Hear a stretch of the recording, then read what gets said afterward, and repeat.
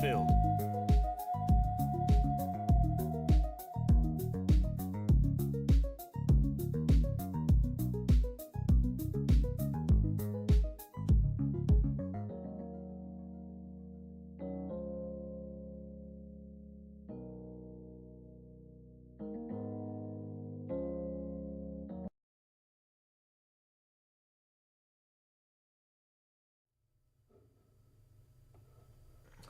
Hello everybody. Welcome to the Killer Whale Ventures Livestream, where we go over top crypto assets, top assets and stocks, and every day we go through a live futures trade together. So if you're interested in any of that, go ahead and give us a like and subscribe. We're going to be doing this Sunday through Friday at 6 p.m. Eastern Time. And really, we're just here to have fun, and this is going to be a completely community-driven stream. So what I mean by that is we will be taking indicator and strategy requests. We'll be taking asset requests for different things to look at here on the stream. We're going to go through automated risk management and how you can trade while you sleep, manage your risk 24/7, just because you're using mathematics in order to, you're using mathematics to take a lot of the heavy lifting out of it for yourselves here. So yeah, we're happy to have you, and any requests, like I said, for assets, just go ahead and drop them in the comments down below, and we'll pull it up live on stream here if we have time, or we'll review it next session. So anybody who has a request on an asset, a strategy, an indicator, anything to do with TradingView, we can go ahead and address those requests live on stream.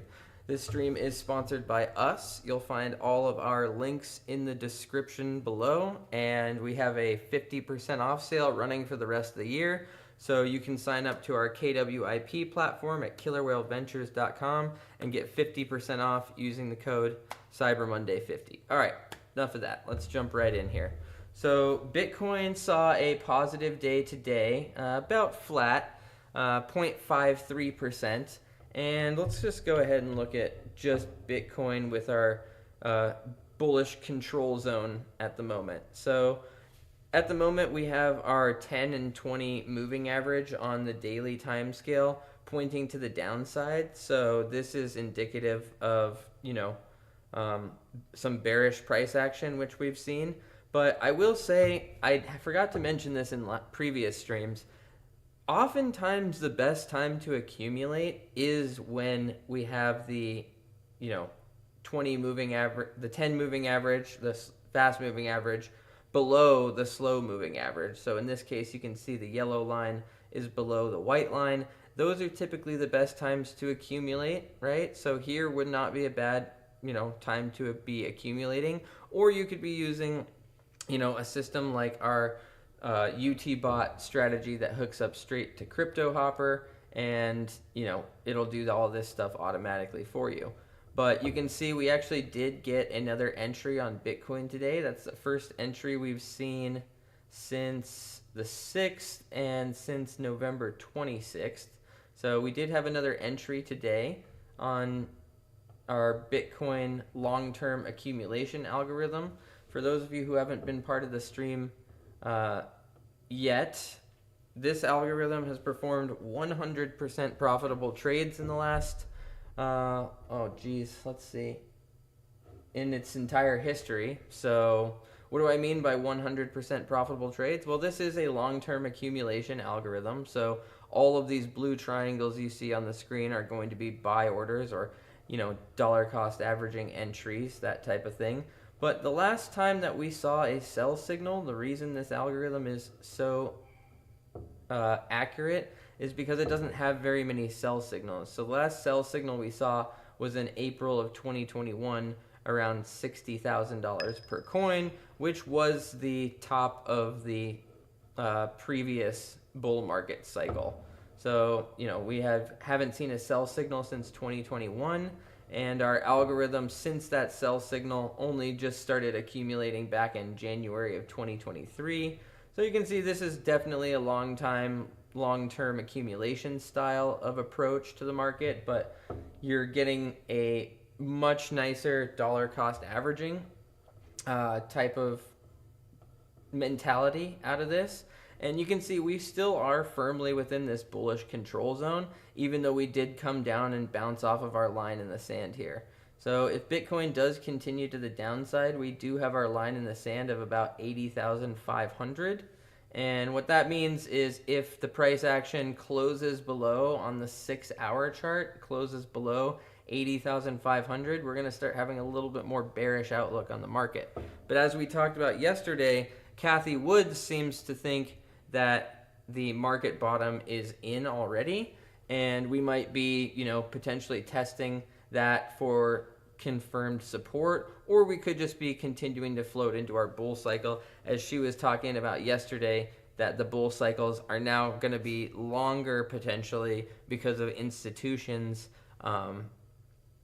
accumulating, the ETF Bitcoins, like hers is ARKB ticker symbol, and BlackRock's iShares Trust Bitcoin ETF, with big institutions piling into these ETFs that are custodied by BlackRock, by ARK Invest, and all those other kind of things. So yeah, we'll go ahead and move on into our technical analysis portion here. So let's just go ahead and take the algo off, and we'll just talk about what the technical analysis side of things is looking like at the moment. Again, last time we participated in any type of technical analysis play was back here when we thought we were breaking this descending broadening formation. Unfortunately, the break of this descending broadening formation only took us up to target number 1 and then came back and stopped us out here. So whenever you're playing one of these technical analysis type moves, I always think it's very important to take about 50% or more of your trade off at target number 1. So this ended up being about break even. Where have we gone since then? It's been very, very bearish. We are, 25% off of our all-time high currently. Let's take a look. Yep, 27% off of our all-time high. So in previous cycles, Bitcoin typically retraces at least 30%. We've definitely seen that through this whole retrace right here, and we came to find support at previous levels of support, right? So you can see this horizontal yellow line was a previous level of support, and besides that, we're looking at maybe a bear pole bear flag. So there's a lot of development going on. I don't really play these bearish moves. I really only play these bullish type of setups on Bitcoin, just because I'll be playing it with long-term holdings and things like that, and I don't really bet against Bitcoin. It's just not really my style. But we could absolutely measure targets down to 87.6, 83.8, and 8,500 again. And if we did break that 8,500 level, that would be breaking our line in the sand for our long-term accumulation algorithm. Oh, not that one.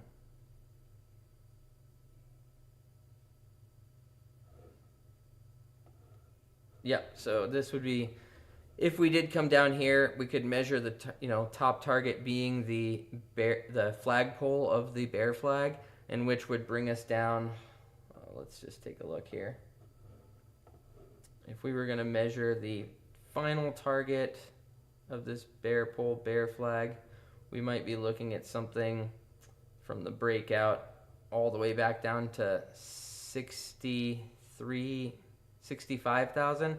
I just don't see that happening. There would have to be some really heavy geopolitical circumstances that would lead to pushing us down another 30%. It absolutely is possible. Bitcoin often does, in the past, when it wasn't such an institutional grade asset, a risk-on asset as it is now, we would definitely see 60, 70, 80% retracements from all-time high. Personally, I think this is more of a bear trap than anything. So if we do get a breakout, could be like a false breakout and then maybe come back down to our support level before making it bounce. Other than that, I still have this, this invalid descending broadening formation structure drawn on here. We'll see if we can kind of bounce around in here and maybe form like some sort of XABCD pattern that brings us back up to this trend line. But in the meantime, we're just going to hold tight and nothing really to play too heavy here. But let's go ahead and read some news here, and then we'll look at the seasonals and the technicals, of course, as we do.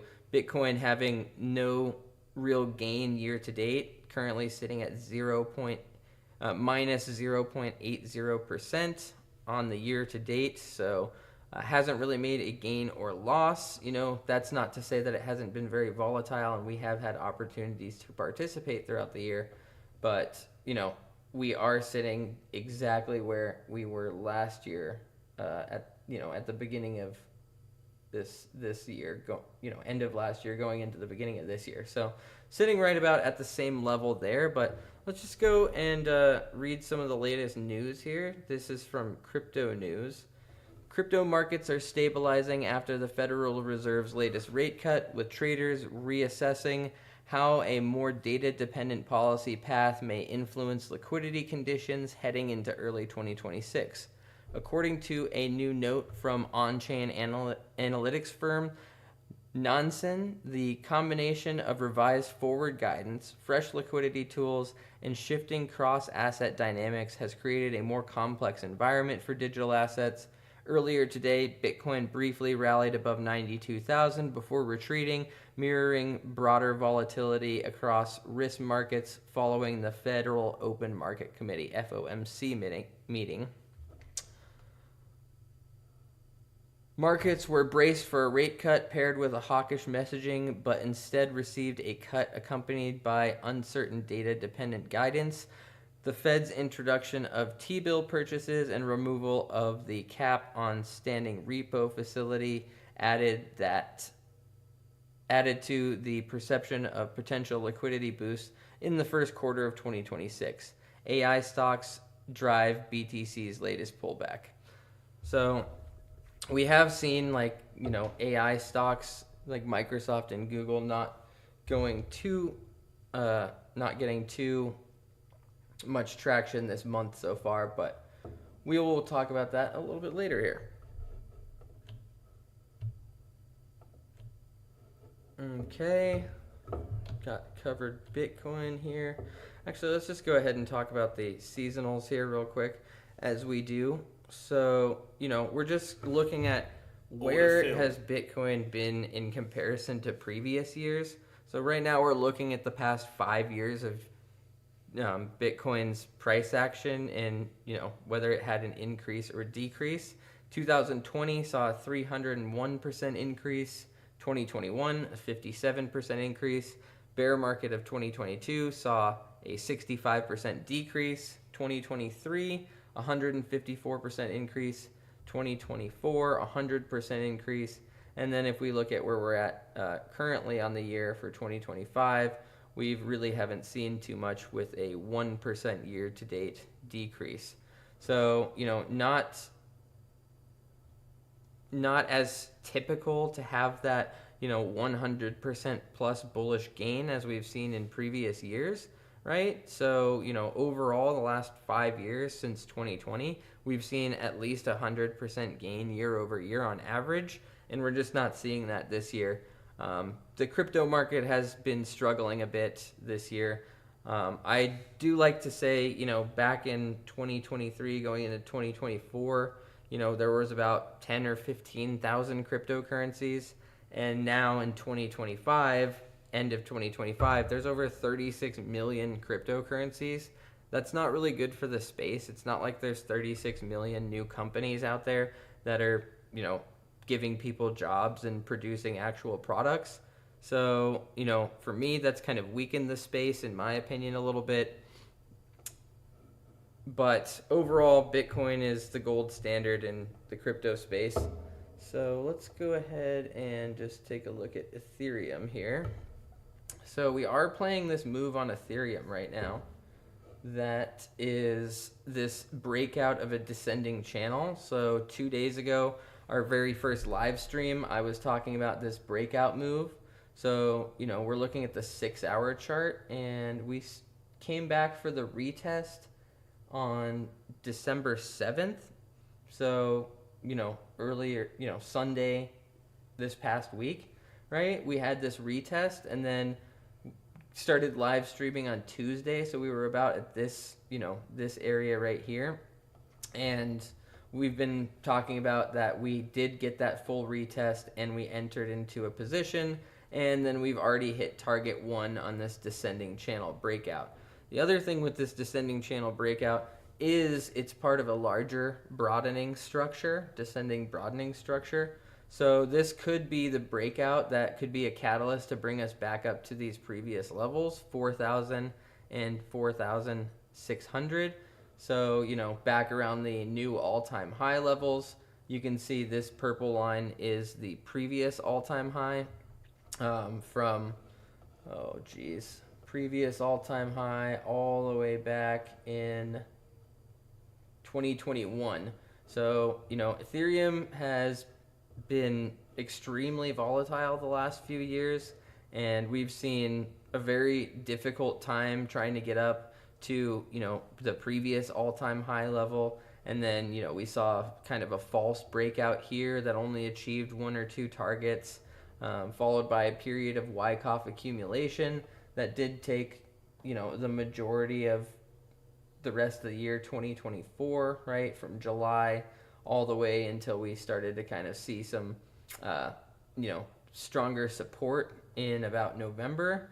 And then, as we all know, the beginning of this year was really, really tough for Ethereum. We had a descending broadening formation that took from the beginning of the year all the way until May. So about 5-month-long descending broadening formation structure. And then we ended up playing this move with 4 targets where we had a breakout, went up to target 1 and 2 really quickly, took some time to chop around, ended up going up to target 3 and 4, and then eclipsed that to go up to new all-time highs. So we should probably just go ahead and add a horizontal line on here, and we'll just we'll make it purple, and then we'll clone this. We'll just name this new all-time high. Okay, and we'll just peg it to the new all-time high over here. So yeah, levels of resistance, but I do think this could be the catalyst. You know, we'll play these 3 targets as we are right now. You know, target number 1 already achieved, target number 2, and then target number 3 being at 3,930, and then, you know, further levels 4,000, 4,600, and then a new all-time high around 5,000. We'll see if that plays out. If we do continue to see bearish action, or we lose this bullish control cloud that you can see right here, we could be chopping around for some time. So yeah, we're just gonna have to keep an eye on Ethereum here, but already have achieved target number 1, target number 2, again, 36.21, and then target number 3, 39.08. So Ethereum doing pretty good on this breakout so far, but let's go ahead and look at the seasonals again and just compare it to previous years as we do. So 2020 saw a 473% increase, 2021 saw a 400% increase, 2022 a minus 68% deficit, 2023 a 90% increase, and 2024 a 41% increase. Whereas if we're looking at year to date so far, we have only done, you know, around we're still at a minus 3% deficit year to date so far. So very similar to Bitcoin, where we're seeing levels that we were at the beginning of 2025 as we go into the end of 2025. If anyone has... Oh, okay, I see we got... I think Defiance in here. I think that's my buddy Tony. Yeah, thank you for commenting in the live stream. If there's any assets that you would like to see analyzed, just go ahead and drop a comment down there and we can toss one of our algos on it. We can do an indicator review, all kinds of stuff. So, yeah, definitely take a minute to drop a comment in there and we will be sure to address that during the call here today, during the stream. Let's go ahead and go to XRP next. So let's just go ahead and take the algo off of XRP at the beginning here, and we'll just talk about it on a technical basis. So a couple of days ago on our first live stream that we did, we were talking about potential areas where we could kind of float out of this descending channel. And then we speculated maybe a kind of a choppy inverse head and shoulders, but it's really not looking like that's going to play out. I mean, maybe, we could still see something along these lines, right? We are finding a level of support here at the $1.98 level. And what I'm hoping to see in the next few days is maybe a nice solid push back up to this descending channel trend line that we have here. And I like to also draw like potential breakout area and potential retest area. So let's just go ahead and make that a little bigger, just give ourselves a little room here. But yeah, we're looking for a potential retest of this trend line. And then if we do see a breakout and a retest, that'll be our entry area. So we can enter, if you're spicy about it, you can enter on the breakout, but I like to wait for a retest. So a breakout and then confirmation that this trend line is now support. And then, from there, scaling into a play or just going into it knowing that, we have our target set around $2.43, target 2 at $2.65, and target 3 at $2.70. The reason I drew target 3 at $2.70 is because there was this big landslide move, and I just, we could measure maybe 4 targets with one all the way up here. But let's just go ahead and leave it at this previous level right here. So, we could also measure this one maybe potentially like this, target number 2 here. We might determine that a little bit closer to the actual breakout move if we do see one of those. But besides that, we could remain kind of firmly in this channel until proven otherwise, right? And not really going to call this an inverse head and shoulders until we see, some sort of break here, right? It's just too choppy, right? We have seen a lower high and then another lower high and then a higher low, so it does look like the price may be starting to reverse back to the upside, but we'll just have to keep an eye out for that in the next few days here. So we'll just go ahead and delete that because it's not really valid for what we're looking at the moment. Let's go ahead and talk about the long-term XRP accumulation algorithm. Let's see. Yep, so again, our long-term XRP accumulation algorithm has participated in the market with a 100% success rate. How is that even possible? Well, it doesn't sell that often, right? So we had gone through what seemed like years and years of XRP being stuck at that 50-cent level, right? We were stuck within this, 50 to 75 cent channel for a very, very long time. We can even just draw like a parallel channel on here and just say, we were within this channel for, we can go all the way back to 2023. So all of 2023 and the majority of 2024, we were just firmly stuck within this parallel channel. And then when XRP was getting done with their SEC case, that's when we saw that huge move upward, which increased the price of XRP from about 70 cents all the way up to about $2.70. So a 310% increase almost overnight, right? That only took place from the 14th of November 2024 until December 3rd. So within 2 weeks, after we had been in a channel for almost 2 years, that's when we saw an explosive move. because of the unprecedented court case that they were in, right? And since they won their case, and they are participating in global remittances and all kinds of things like that, the business side of XRP, while XRP is a currency, they've had a lot of success, the Ripple Foundation, with their project overall. So yeah, we saw that one sell signal. So that's why this algo is 100% successful, is because it's a long-term accumulation algorithm, and every once in a while, if the technicals line up, it will send a sell signal, right? And oftentimes with these type of long-term accumulation algorithms, I don't just blindly follow the sell signal, right? So I might have the sell signal just as fair warning, to the metrics have lined up, and this is an area where we might be having some sort of blow off top. We never really had a blow off top like we've seen in other currencies and Bitcoin in the past, but more so we've just seen, sideways accumulation since then, while achieving 2 new all-time highs as well. So all-time high in January of 2025 being $3.37, and the most recent all-time high being $3.65, and that was achieved in July this year. So, we played this move at the beginning of the year. Let me just turn the algo off here again. So just to look at the technical analysis basis of this. We played this descending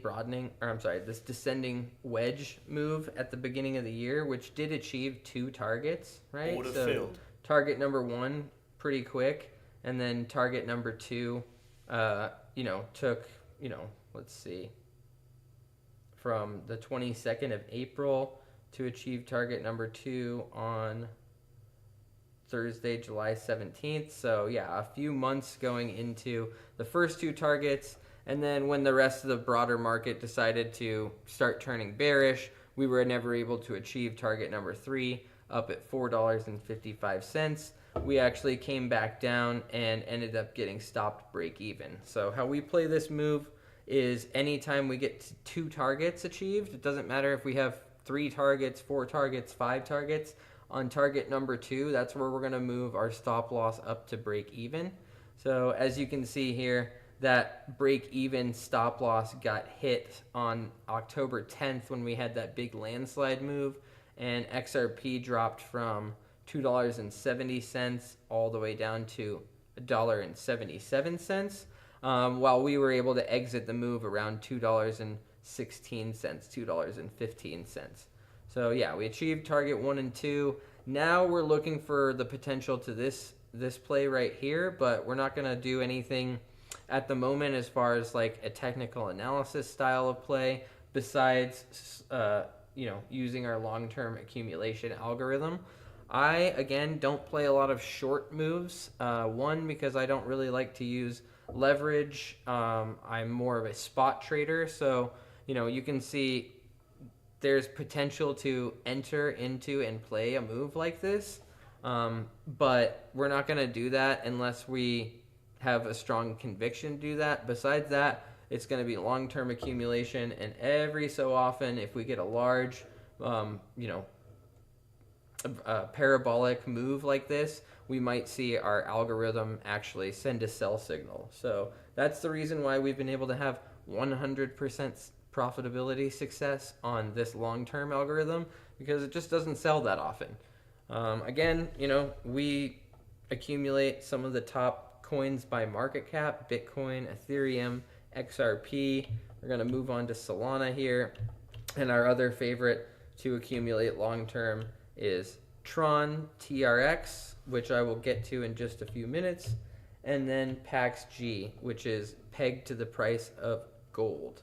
So you can see PAXG is actually breaking out. That's the focus of the video today, is going to be talking a little bit about PAXG and the potential for a breakout to happen here, which is just insane because we've seen, a 60% increase on gold just this year.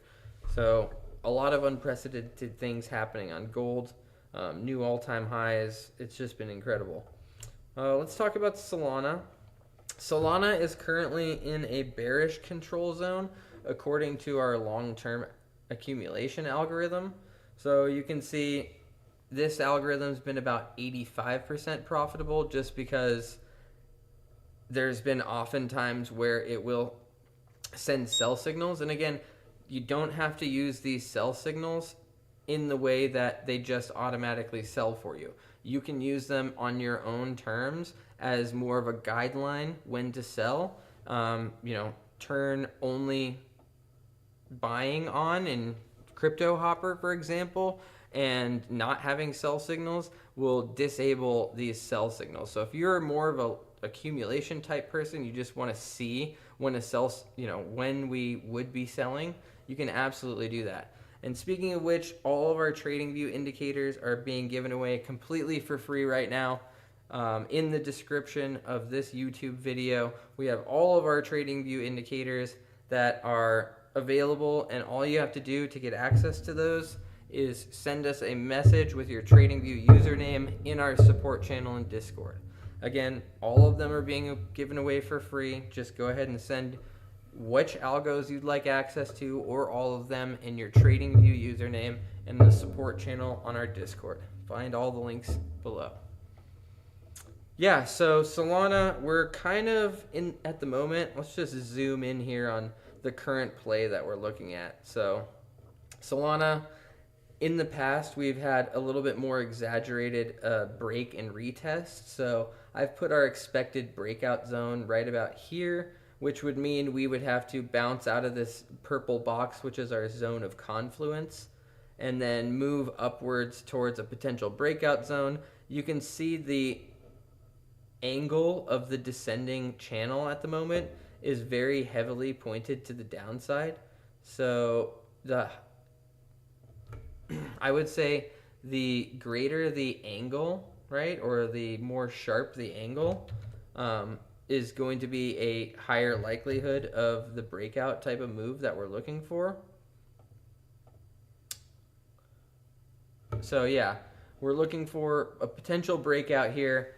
Typically, we'll go to target number 1 fairly quickly, right? And once we get to target number 2, we're going to be moving our stop loss to break even. But none of that really matters until we actually break out of this descending channel trend line and then do some sort of retest, right? So currently, this is speculation on what may happen on Solana's price in the next few months here. If we continue to see bullish action on Bitcoin, we're going to see a breakout on Ethereum, like we're seeing right now. We're going to see a breakout on Solana, and the greater market will have its own versions of breakouts. Again, if you want to see any assets for us to review live, I can go and do some technical analysis. We can talk about some different things, and also, if interested, we can add some of these, longer term accumulation, or even more like what we have on,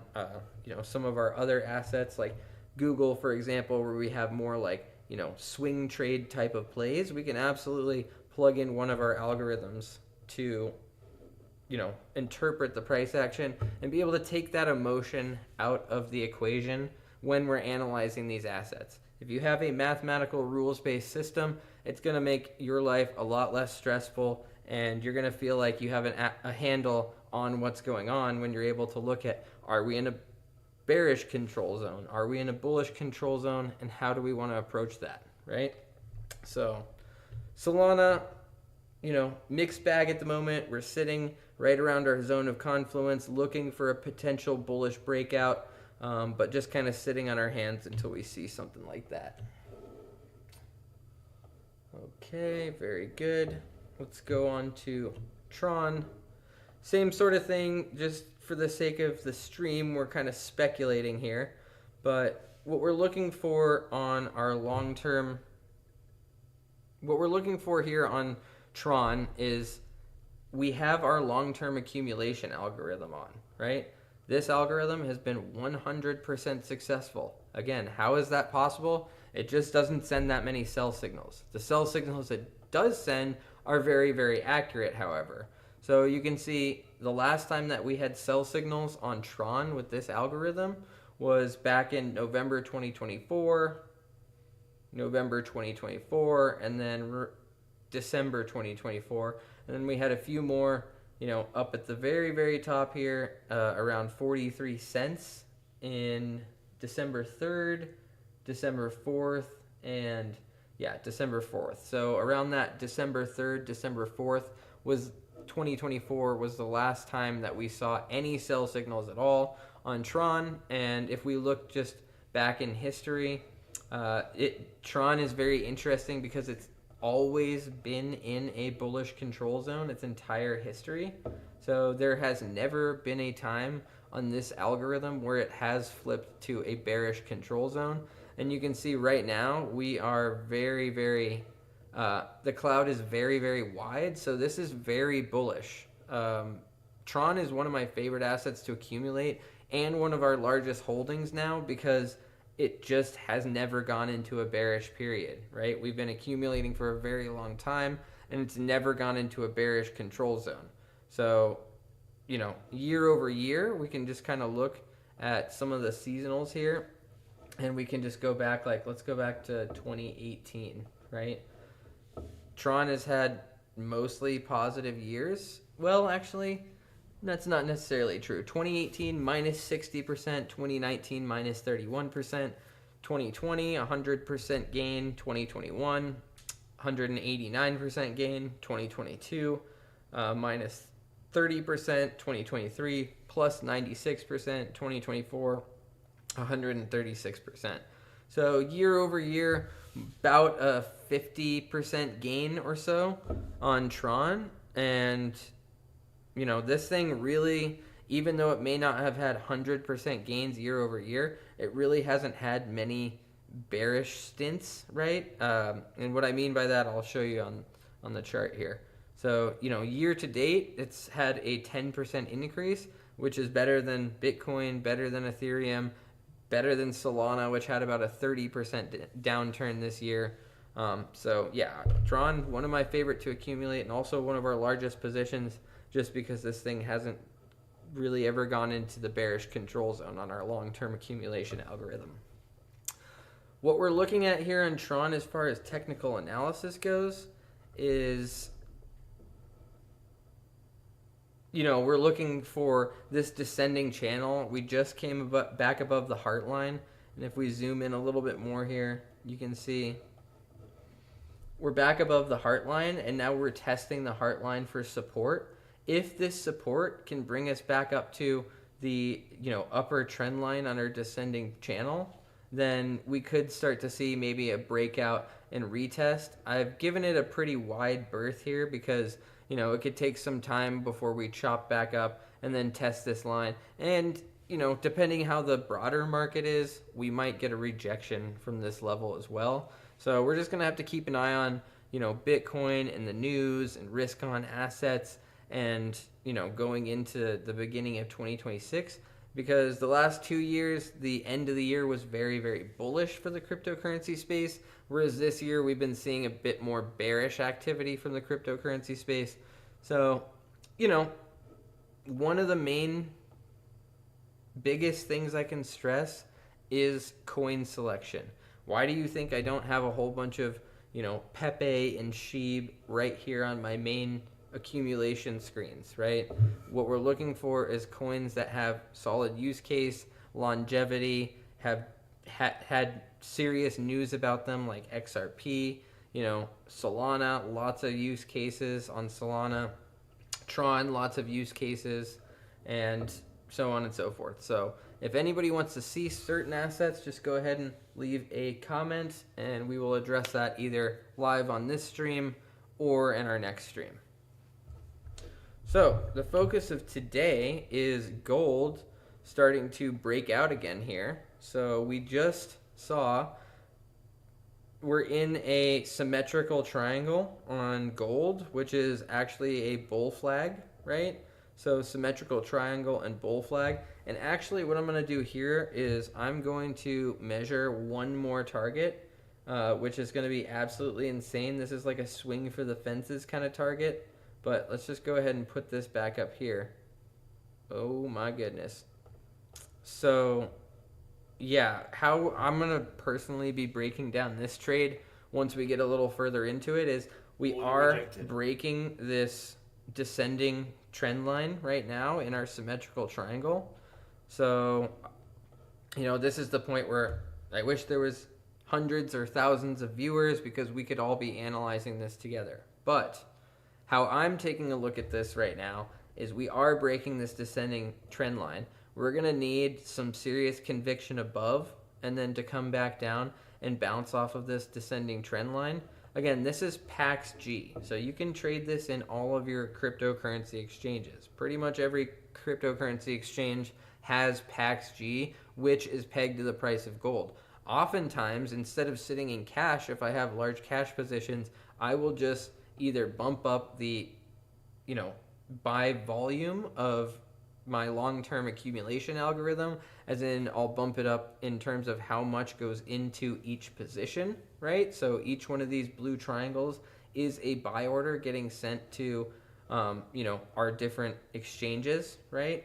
And how I will interpret this is if I'm sitting in a large cash position, I'm either going to go to gold or I'm going to be turning my, long-term gold accumulation algorithm to buy more of an asset, right? There's a lot of ways to interpret it, but I don't like to be sitting in cash because if I can be sitting in gold, if I need cash, I can just sell gold for cash, right?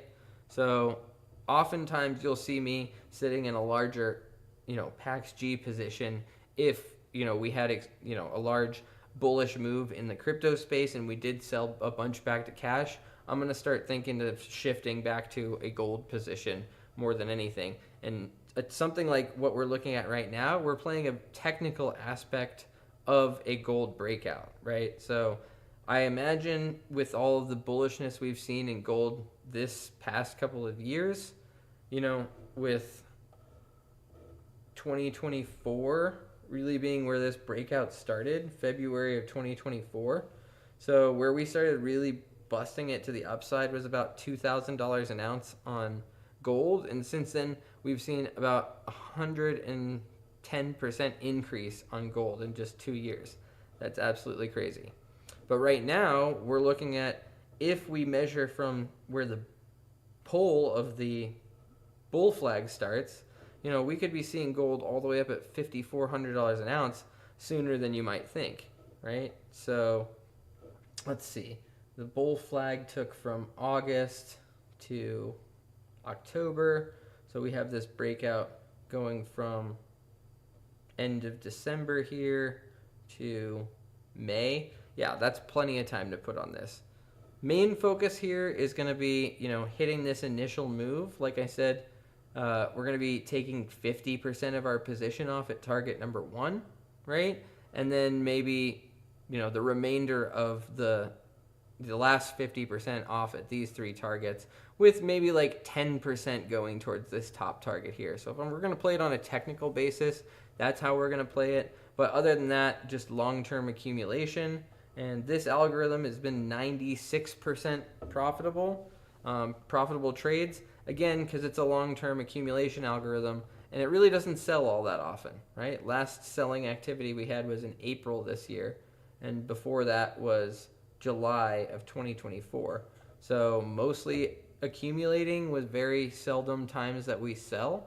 And again, you don't have to actually sell when you see one of these, right? You can have your selling turned off and just take note of it, or if you're looking to go back to cash or something like that, maybe that'd be an applicable area where you could take some off the table and go back to cash to use for other things.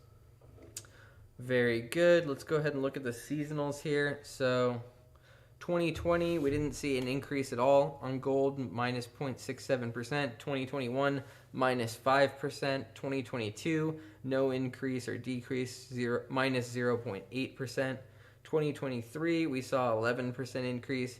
In 2024, we saw a 30% increase overall. So, in 2025, we've seen a 62% increase on the year so far. So very, very cool stuff. Yeah, we've had about a 30% increase 2024 and a 65% increase 2025. So almost a full 100% just in the last 2 years on gold. Very good, very good. I am keeping an eye over here on our NASDAQ algorithm, which is typically where we're going to end the stream if we can end it on one of our live trades. So those have been happening around 7:30 p.m. Will we make it to 7:30 p.m. today?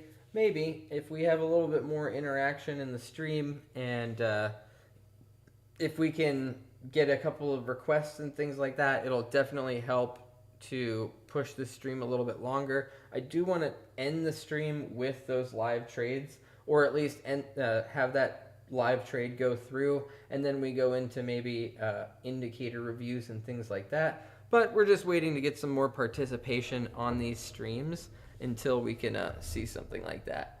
So let's go ahead and talk about the Mag 7 now. Google has been pretty much flat the entire month of December, right? We've seen maybe a slight decrease in the month of December, but really not a whole lot of volatility. Google, again, has had an absolutely massive run. If we look at on the daily, so you can't be upset if you've been holding Google in your long portfolio, because we had this amazing, just monstrous run here that took us to all-time highs and just absolutely skyrocketed us to new all-time highs, right? Besides that, let's go back to the 10-minute chart where we actually play this thing. So this is more of a short-term swing type of algorithm, and when I say short-term swing is if we're in an uptrend like we have been, it's going to take several plays. It's going to take plays every so often, every time we get one of those bullish control zone flips. So you can see we flipped this last swing trade. We flipped bullish. We entered. It actually entered on, what we have as a stop loss additional entry. So if it comes back and touches our initial stop loss, it's our total stop loss is way down here because I don't want it to sell Google, right? So I have it at like minus 50% or something. So, it's not really going to, the aim of this algorithm is not really to use the stop loss. What we're doing here is we're using in our UTBot algorithm, we're using main SL as additional entry. So you can see it came down and touched this initial stop loss level, which we're using at the moment as an additional entry point. So it gives us the opportunity to kind of scale into our positions. And you can see here again, our initial entry came to touch our, our stop loss as entry. And so it will add to your position if you choose to use that feature, right? Now, I will say, does it always look like this? No, it doesn't always look like this. Like, let's look at the rest of the year over here. So if we go all the way back to the beginning of the year, that's where we started accumulating Google. So it's sending a signal at the moment for 2 shares every time we see one of these blue triangles, right? So 2 shares, 2 shares, 2 shares. Well, we did that for a very, very long time this year, just continuously adding shares, right? Order filled. So, at one point, I think we had over 100 shares of Google just added that had been consistently added to.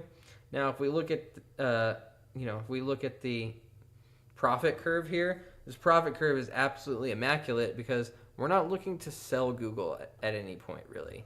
We're only looking to accumulate Google and potentially sell during periods where we do meet our profit targets or where our trailing stop loss kicks in. Again, this is just could be a guided reference. You could use this for completely just accumulation based modeling, right? Where you don't use the sell signals, or you could set the sell signals to be much higher than what we're looking at here. But another option is just using this as an indication of, hey, we have reached our trailing stop loss level. Maybe I'm going to take some off of my position versus selling entirely, right? Or you could just, like I said, not accept sell signals, and which is totally possible in things like Traders Post, which we have a 20% off discount for at the moment in our in the description below. So yeah, you could tell Traders Post not to accept sell signals and just use this as a long-term accumulation type of algorithm as well. Very, very versatile. Again, if you're interested, all of this is in the description below. Our TradingView indicators are completely free. Just go ahead and send a message to our support chat in Discord, and we'll make sure that you get access to all of our TradingView strategies, which is exactly what you're looking at here, right? That's what we talk about, is automating your risk management. Okay, Google, very good. Tesla. So Tesla, at the moment, we have been speculating on stream the last few days that, let's go ahead and turn that off. We've been speculating the last few days that, what are we in right now? My favorite of all trading patterns, the descending broadening formation, right? We've made a new descending broadening formation, and we're speculating that we could have a breakout of this descending broadening formation. Descending broadening formation has to have 1, 2, 3 touches on top and a minimum of 2 touches on bottom to be considered a descending broadening formation. And also, we are still currently in part of our trade from back over in August, right? So when we broke out in August, we went pretty quickly to our first target and pretty quickly to our second target, from August to October. And since October, we've just kind of been forming this new descending broadening formation. So you'll often see a pattern develop within a larger pattern. That's exactly what we saw on, if I go back over to Bitcoin here, that's exactly what we saw on Bitcoin, right? Where we had a large descending broadening formation and then a second descending broadening formation form and have a breakout before we ever reached target 3. And then all of the targets were achieved pretty much right around the same time. So if we look at Tesla, that's kind of the same thing that's going on here. We had our initial breakout that took us up to target 1 and 2, and this secondary breakout might be new legs to run even higher, and we would have our own targets for this breakout being around 503, and then our second target being around 528, and our third target being around 598, with the third target from August breakout up at 519. So again, from 504 all the way up to 594, we have 4 separate targets that we're trying to achieve here. We're not going to be speculating too much more on this until we do see some sort of breakout. I think because descending broadening formations can typically take a long time to form, that we might get some sort of rejection here, which would be interesting because we might form some sort of inverse head and shoulders pattern here. So let me just toss that on here just to kind of speculate a little bit further here and just say, okay, we've got part of our left shoulder there, and then we've got our head and our right shoulder. Oops. And our right shoulder. So we might see something like this, right? Where we have a inverse head and shoulders type pattern, and then we can say our neckline would be about here. We'll just go ahead and make this yellow so we can see it.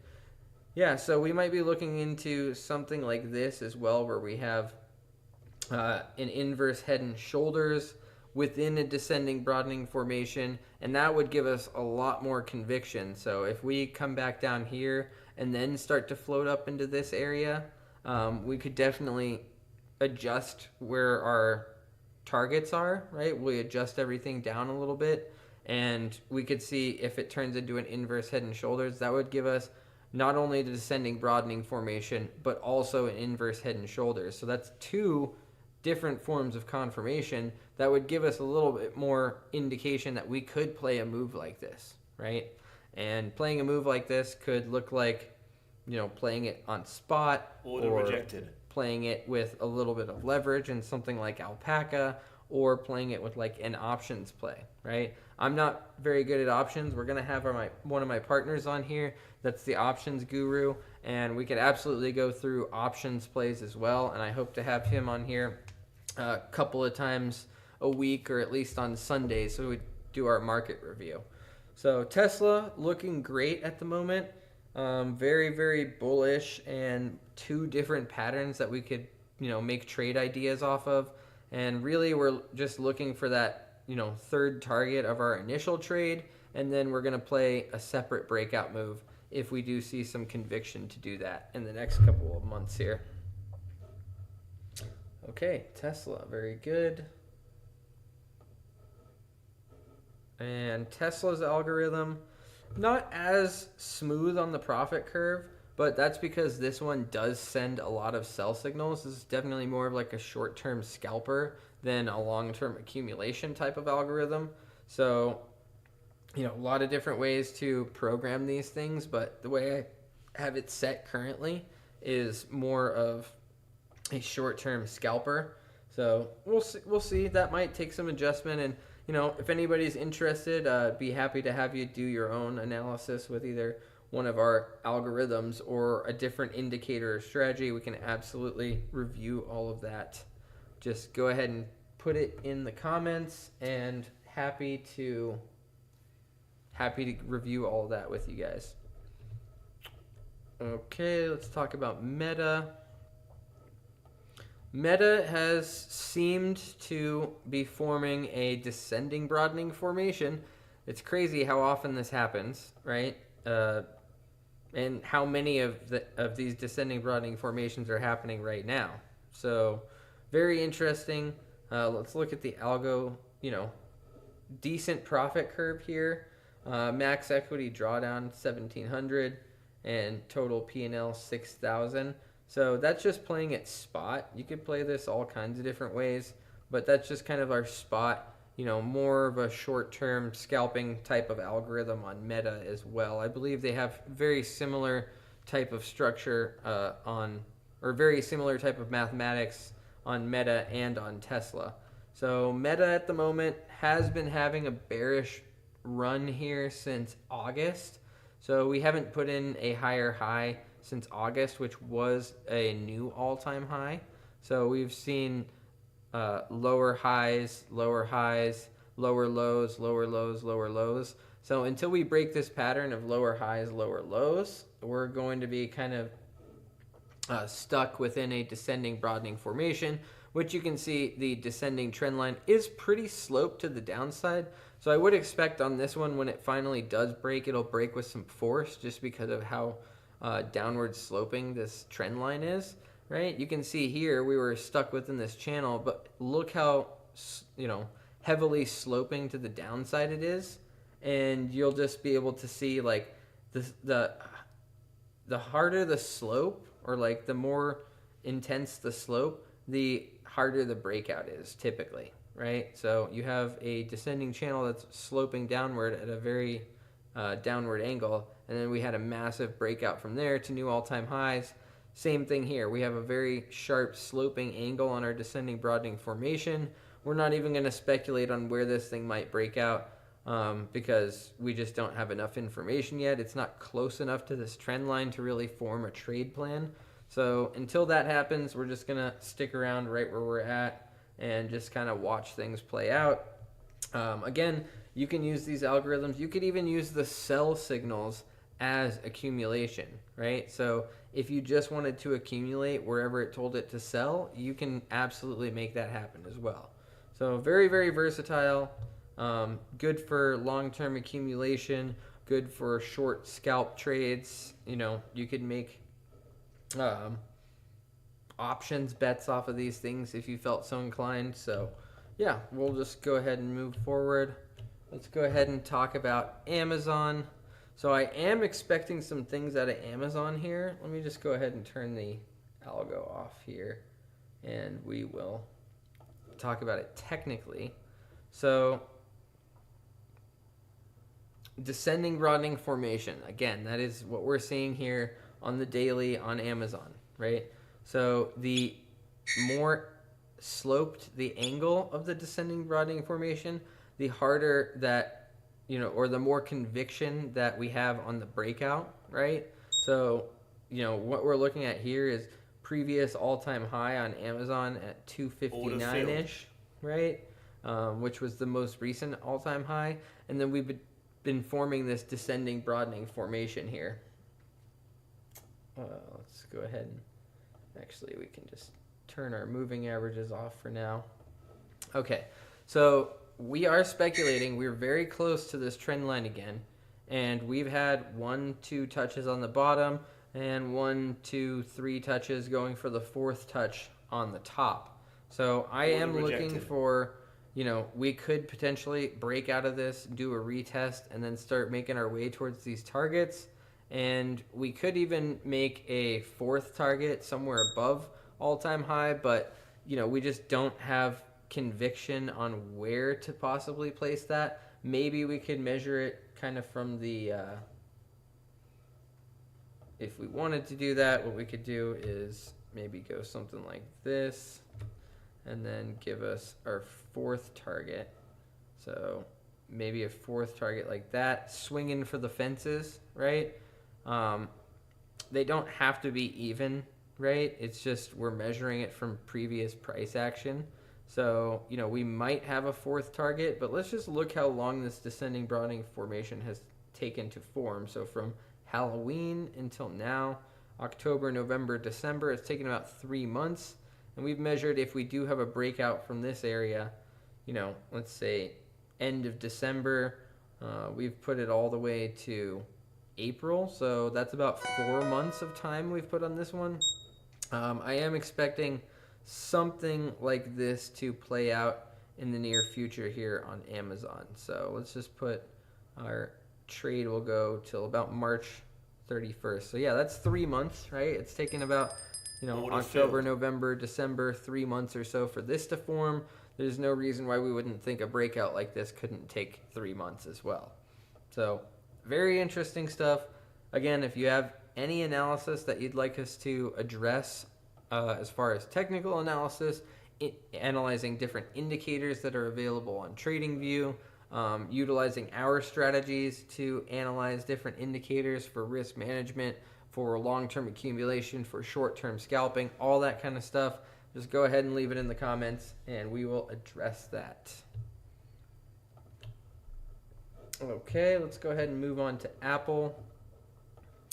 Apple is looking a bit different than some of these other assets because currently it is in an ascending channel. Let me turn the algo off here so we can look at it.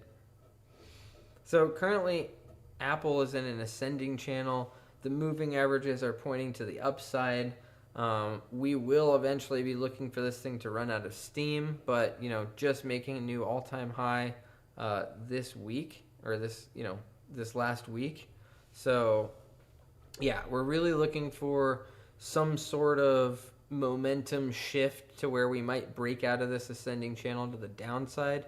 Again, remember, ascending patterns are bearish, descending patterns are bullish. Those are when we can size up our risk management a little bit better, a little bit easier, in order to, just give us a conviction on, if we see these moving averages start to cross, if we see this ascending channel start to break, maybe we could, have some conviction to measure some targets to the downside, in which, would be good zones to start reaccumulating, things like that.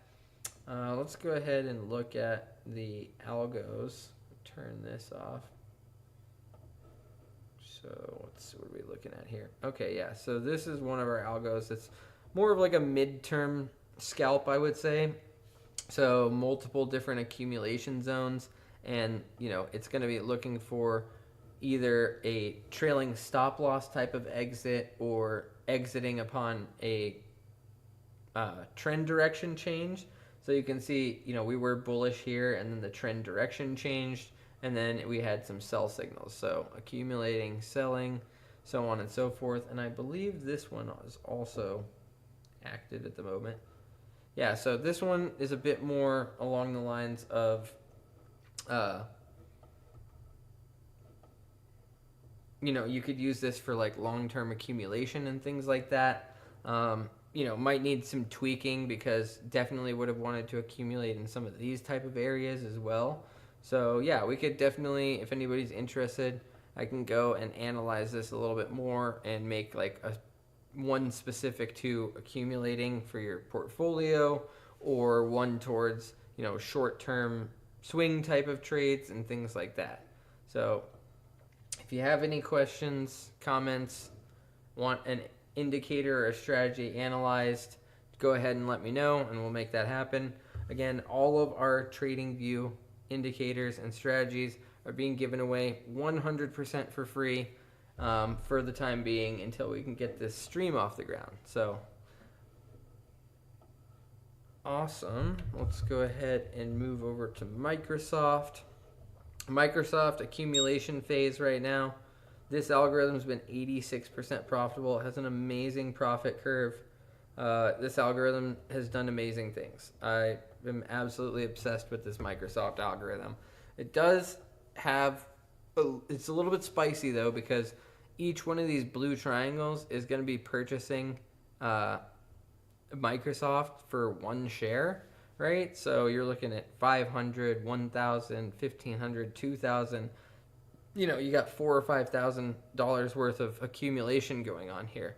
So yeah, you got to have a little bit of conviction if you're going to use an algorithm like this for accumulating, just knowing that it can accumulate for long periods of time, right? Or if you're just using it to like add to your portfolio and ignoring the sell signals, just know that it can send a pretty hefty amount of signals. Like, you're looking at December, we've already seen 1, 2, 3, 4, 5 signals, right? And November, we saw 1, 2, 3, 4, 5, 6, 7, 8, 9, 10, 11, 12, 13, 14, 15 signals. So yeah, good for accumulation in your portfolio, that kind of stuff. It's going to be accumulating on these downswings. And then, if you want to use the selling parameters, you absolutely can. Or you can just kind of take this at face value and say, hey, the algo is telling me to sell. Do I need to reallocate to some other things? If you need to reallocate to some other things, maybe waiting until you see something like this is a good idea, because you will at some point when the price action turns around, you're going to get these areas where you have sell signals coming in, right? And they pretty much nail it, right? Like this was a nice move to the upside, had a lot of selling activity there.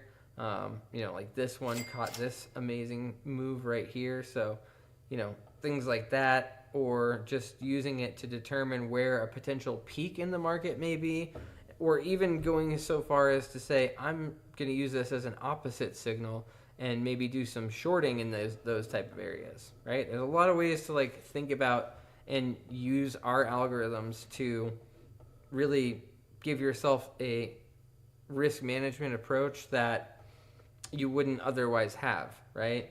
Like our algorithms are going to be telling you potential areas buying, potential areas selling, and they're completely customizable, right?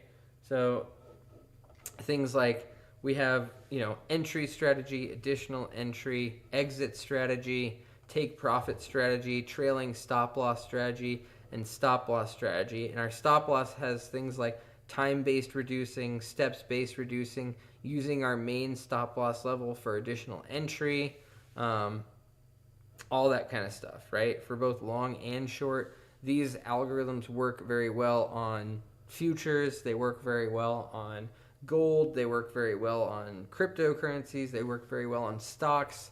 And if you use something like Traders Post, you can automate all of that to all of your different trading platforms, right? You can automate to Alpaca. You can automate to,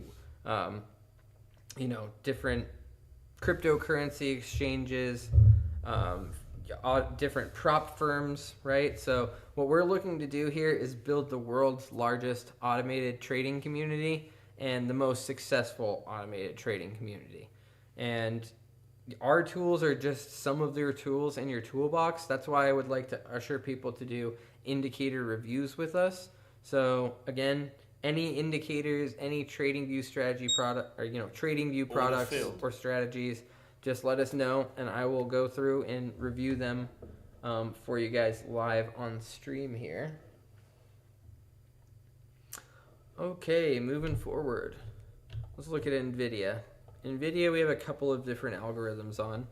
89% profitable trades on NVIDIA, which has really had a pretty decent year this year. Overall, NVIDIA's up 33% year to date. That's pretty awesome. And we've used our algorithm to, accumulate and then, rebalance around these times where we see these pink triangles. So that's going to be peaks in the market, right? Which we determine based upon, in this instance, let's go ahead and look at which NVIDIA is using here. So we're using our exit strategy, and then we're also using our take profit. So between our exit strategy, which is on the 10-minute RSI, being above 80 on the 30 RSI length, 10-minute chart, and above 80 is going to be one of our metrics. And then our other take profit metrics is an ATR with a multiple of 30, right? So automated risk management comes in handy. Automated risk management for accumulating assets, amazing. You can use these things for long and short, which I'll give you an example of today. We haven't talked about that too much on the stream so far, but just looking for a little bit more engagement from the community. And yeah, we're going to be streaming Sunday through Friday at 6 p.m. doing a market overview, a market review, gearing up for next days, right, as we go into Friday and next week. So on Sunday, we're going to be doing like a review of the entire week's past. And then, Monday through Friday, we're going to be talking like we are now about, different setups in the market, different, technical analysis, different automated risk management, all that kind of stuff. We're just looking to get the community involved. So drop a comment, like, subscribe, hit us up in Discord. We're happy to talk all day, every day about this kind of stuff. From a technical perspective, NVIDIA, we had a descending broadening formation, right? Which you can see there was two previous potential descending broadening formations. This one I might get rid of because it doesn't really count. Let's just go ahead and get rid of this stuff here as well. Playing some options there and just... Okay, very good. Actually, let's go ahead and remove that and that. All right, that's a lot cleaner. So we did have in 2024, we had a descending broadening formation that had a breakout, and we reached like one or two of our targets right here. I think we only had one target. I mean, we could measure it, but that maybe be upon request. But yeah, so we had like a kind of a failed breakout here, didn't reach all of our targets, and then formed another descending broadening formation. After this descending broadening formation, once we finally had that breakout, it was pretty strong with a lot of conviction. So we went very quickly up to targets 1 and 2.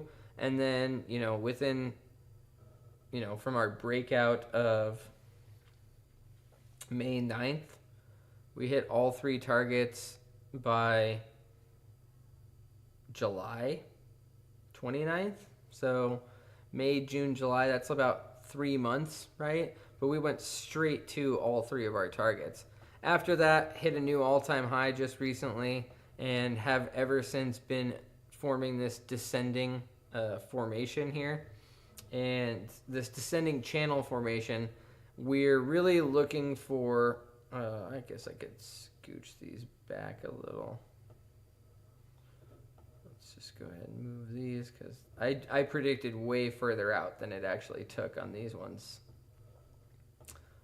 This one we could even scooch back. Yeah, so just for the sake of cleaning this up a little bit, let's just go ahead and put these here. Yeah, I was expecting it to take, all the way to 2026 to hit these targets, but took very, very short amount of time, went straight there in about 3 months. now we're in this descending channel. So descending channel, because of the angle of the descending channel, we're expecting a pretty nice breakout of this at some point. So if we did want to speculate on this at the moment, what we can do is we could say potential breakout area, and then go ahead and put like a potential retest area. So I'm actually going to scooch this one up just a little bit. Okay, very good. So yeah, potential breakout area, potential retest zone. And then let's go ahead and measure our targets here. And our targets are going to be measured first from the sides of the structure at breakout. So about there. I mean, descending channels are going to be the same sides of the structure at all points of the structure. So we'll just go there, and then we could go most recent swing low. So let's just say our breakout zone's here. We'll give it a little wiggle room.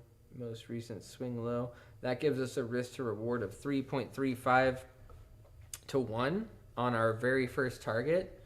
Second target could be from the lowest low to the highest high. Actually, let's make our second target from this low to the top of the structure. All right. There we go. And then let's measure our third target from the lowest low to the highest high of the structure. So target 2 and 3 are going to be pretty close to each other. But we're looking at something along these lines. And then how long did the structure take to form? We're looking at October 31st, so Halloween until now, so about 3 months. So if we look from the potential breakout zone being end of December, January, February, March. So that's only 2 months. Let's go ahead and give this a little bit further. Let's go ahead and go end of March here. Okay, very good. So yeah, that's kind of what we're looking at here on another possible breakout of a descending channel for NVIDIA. Bullish breakout, that is. Descending channel on NVIDIA. Okay, very, very good. Very, very good. Let's go ahead. I'm just going to go ahead and log into my Tradify account here, because we should be expecting in the next few minutes, if anything. We might give it till about 7:30 here, so maybe 7:30, 8, depending on how much more we have to talk about. Okay, let's go ahead and turn our NVIDIA algo back on. And you can see our NVIDIA algo has had 89% success rate. So very, very accurate, very good way to automatically manage your risk, manage your entries and exits. Again, this is just how I have it set up. There's about a million other ways that you could use our algorithms to set it up. And again, completely free. Just go ahead and pick which algorithms, one, multiple, or all that you want access to. Send us your TradingView username in Discord, and I will make sure that you get access to all of our risk management tools, or whichever ones that you want. So that's NVIDIA at the moment. Actually, let's look at NVIDIA year over year here. So year to date, 33% increase.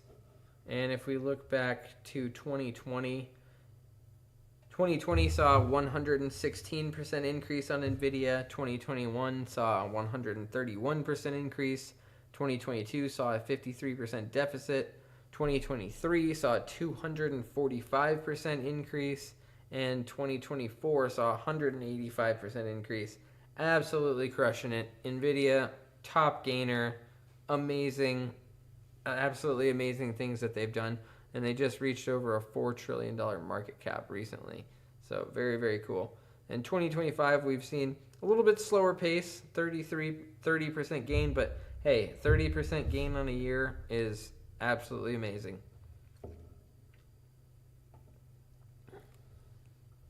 So if we were looking at our forecast here, basically our analyst forecast is giving a max increase for 1 year of being 139%, or taking NVIDIA all the way up to $432.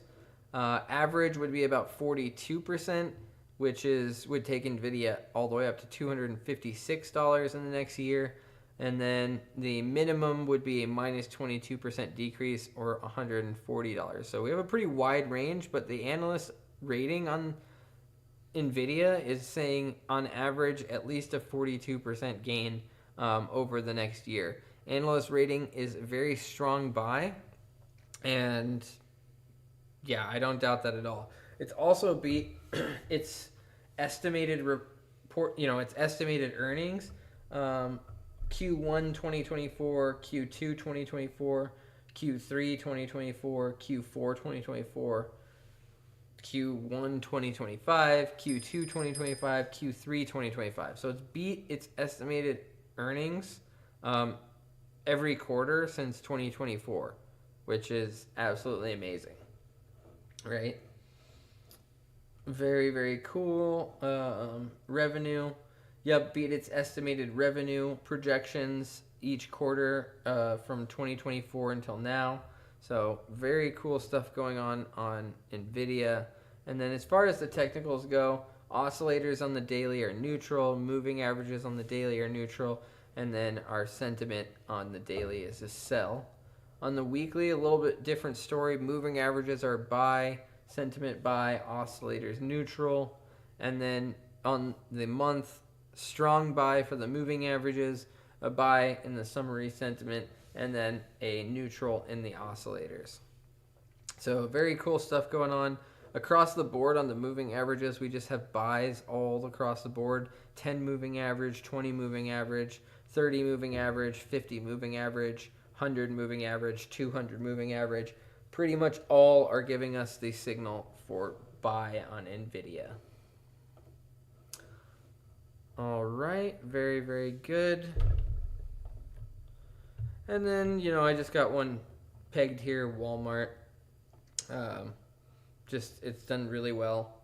This algorithm's done very, very well. And this one's a little bit more palatable because Walmart's only $115 a share. So in this area, you were accumulating about $100 a share each time, right? So it's a bit more palatable as far as as far as like a swing trading type of setup that we have going on here.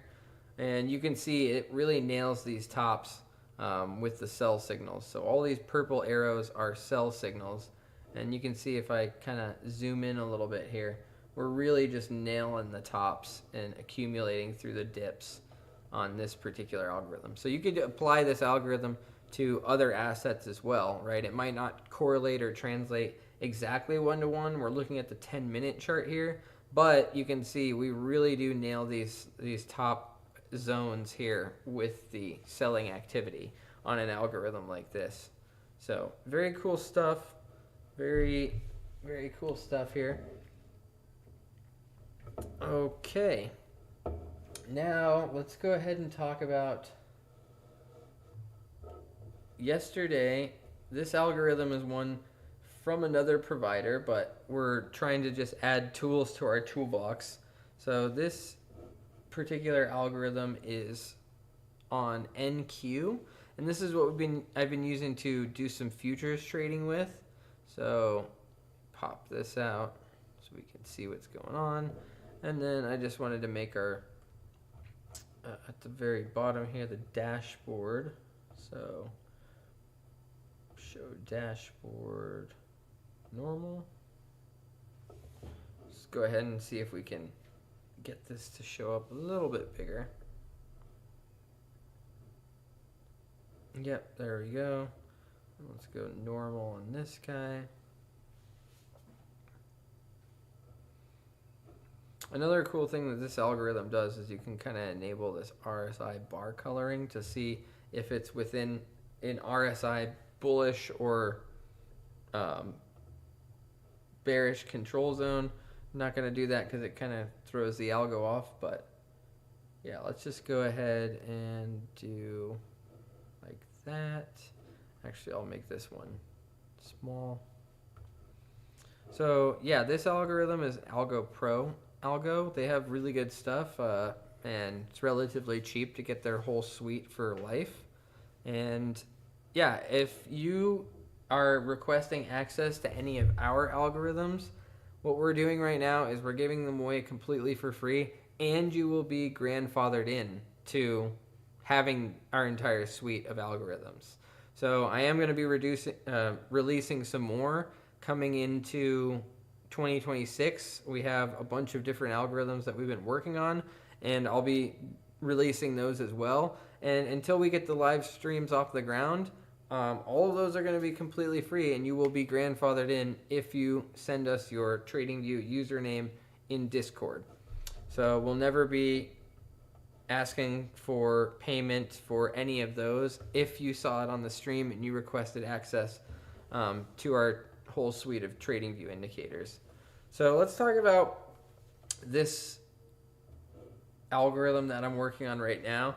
So I've been playing with it the last couple of days. Yesterday, it just flat out didn't send a signal, so I traded manually, which should have resulted in about $100 gain, right? $103 gain right here.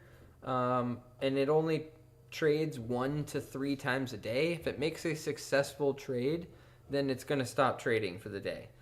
If it doesn't make a successful trade off the bat, it's going to martingale. So instead of 1 contract, the next trade would be 2 contracts, and then the next trade after that would be 4 contracts. So this algorithm can trade up to 3 times in a day, and I've just kind of been working on it because I'm trying to automate some prop firm stuff right now, and it's just one of the best for day trading that I've found. I'll be introducing some more of our own algorithms, but if we go to the strategy tester, my whole game here in the algo space is getting the smoothest profit curve that I possibly can. And the smoothest profit curve on this one that I've found is what we're looking at here. We got about a 10 to 1, equity drawdown to total P&L. Still have yet to see this because I'm just now getting this algo off the ground. But as past performance using this martingale method, typically we hit our target and we just pack it up for the day. See you tomorrow. I did, like I said yesterday, we were at about 150,600, and I tried to enter the trade manually. Speaking of which, I should probably log in here just in case I need to do that again. So just give me 1 second. I'm going to log in because we could be getting a trade in the next 2 minutes or so. The only thing that I'm seeing here is yesterday we weren't below our moving averages, and I do have a moving average filter on here. So we probably need to either be above the green one or below the white one here in order to, see a trade happen. So we're kind of squeezed in the middle. So I don't imagine a trade's going to happen unless we're above or below. If we could look back in time, yeah, we can see this trade's above the green line. This trade's above the green line. This trade's above the green line. This one's below the green line. So yeah, we have the moving average filter on right now. So we may or may not be seeing a trade live today. But let's give it a few minutes here and see if we can get one of these trades to go through. And then from there, and again, I'm just logging into my Tradevate account using Tradify prop firm, which we just became a affiliate partner with, and we have a discount code in the description below for Tradify. And that's not just for first-time signups. You can use the discount code down below for existing signups as well with discount code Killer Whale, all caps. Killer Whale, all caps, and you'll get a 30 to 40% discount when you use that code. All right, I'm logged in. So I'm ready for this trade to happen. If I do need to intervene manually, I will. But the whole idea and why we do what we do is to automate the process. So Another thing I really like about this particular algorithm is it gives you a really nice, it gives you a really nice overview of what's going on, right? So if I look at our settings here, I'm just going to make this performance dashboard at the bottom a little bit larger if possible. So for tiny, let's go ahead and do small. And reporting days, let's just go ahead and bump this up to like the last 30 days. So we'll give it a second to catch up here. Okay, yeah, so the cool part about this is it logs what your overall profit for the month was, right? So, you know, November should have been about what's going on here? November should have been about either a $4,000 or a $6,000 gain. Not sure why it's showing two Novembers, but September would have been about a $5,800 gain. August would have been a $3,300 gain. July would have been a $6,900 gain, and June would have been a $4,500 gain. And that's if each signal went through exactly as it says on the chart, which is never really going to be the case because you're not going to get the exact moment of when the signal goes through to the time when your trade goes through in your prop account, right? So, you know, while we're wanting to interact with the price right when the signal goes through, does that always happen? There's some slippage, things like that. So it's a good general rule of thumb, and sometimes you actually squeeze more out of it. Like the other day, before I changed it on Wednesday, we had it said like a $29 gain, but we actually had like a $37 gain. And that's not crazy. It's not life-changing or anything, but sometimes you do squeeze a little bit more out of it than you would, you know, on what it says here on the performance reports. So let me go ahead and save this now that I'm looking at it. So we'll go to the right alert that we're looking at here, and then I'm going to save it to the new one, 9 minutes.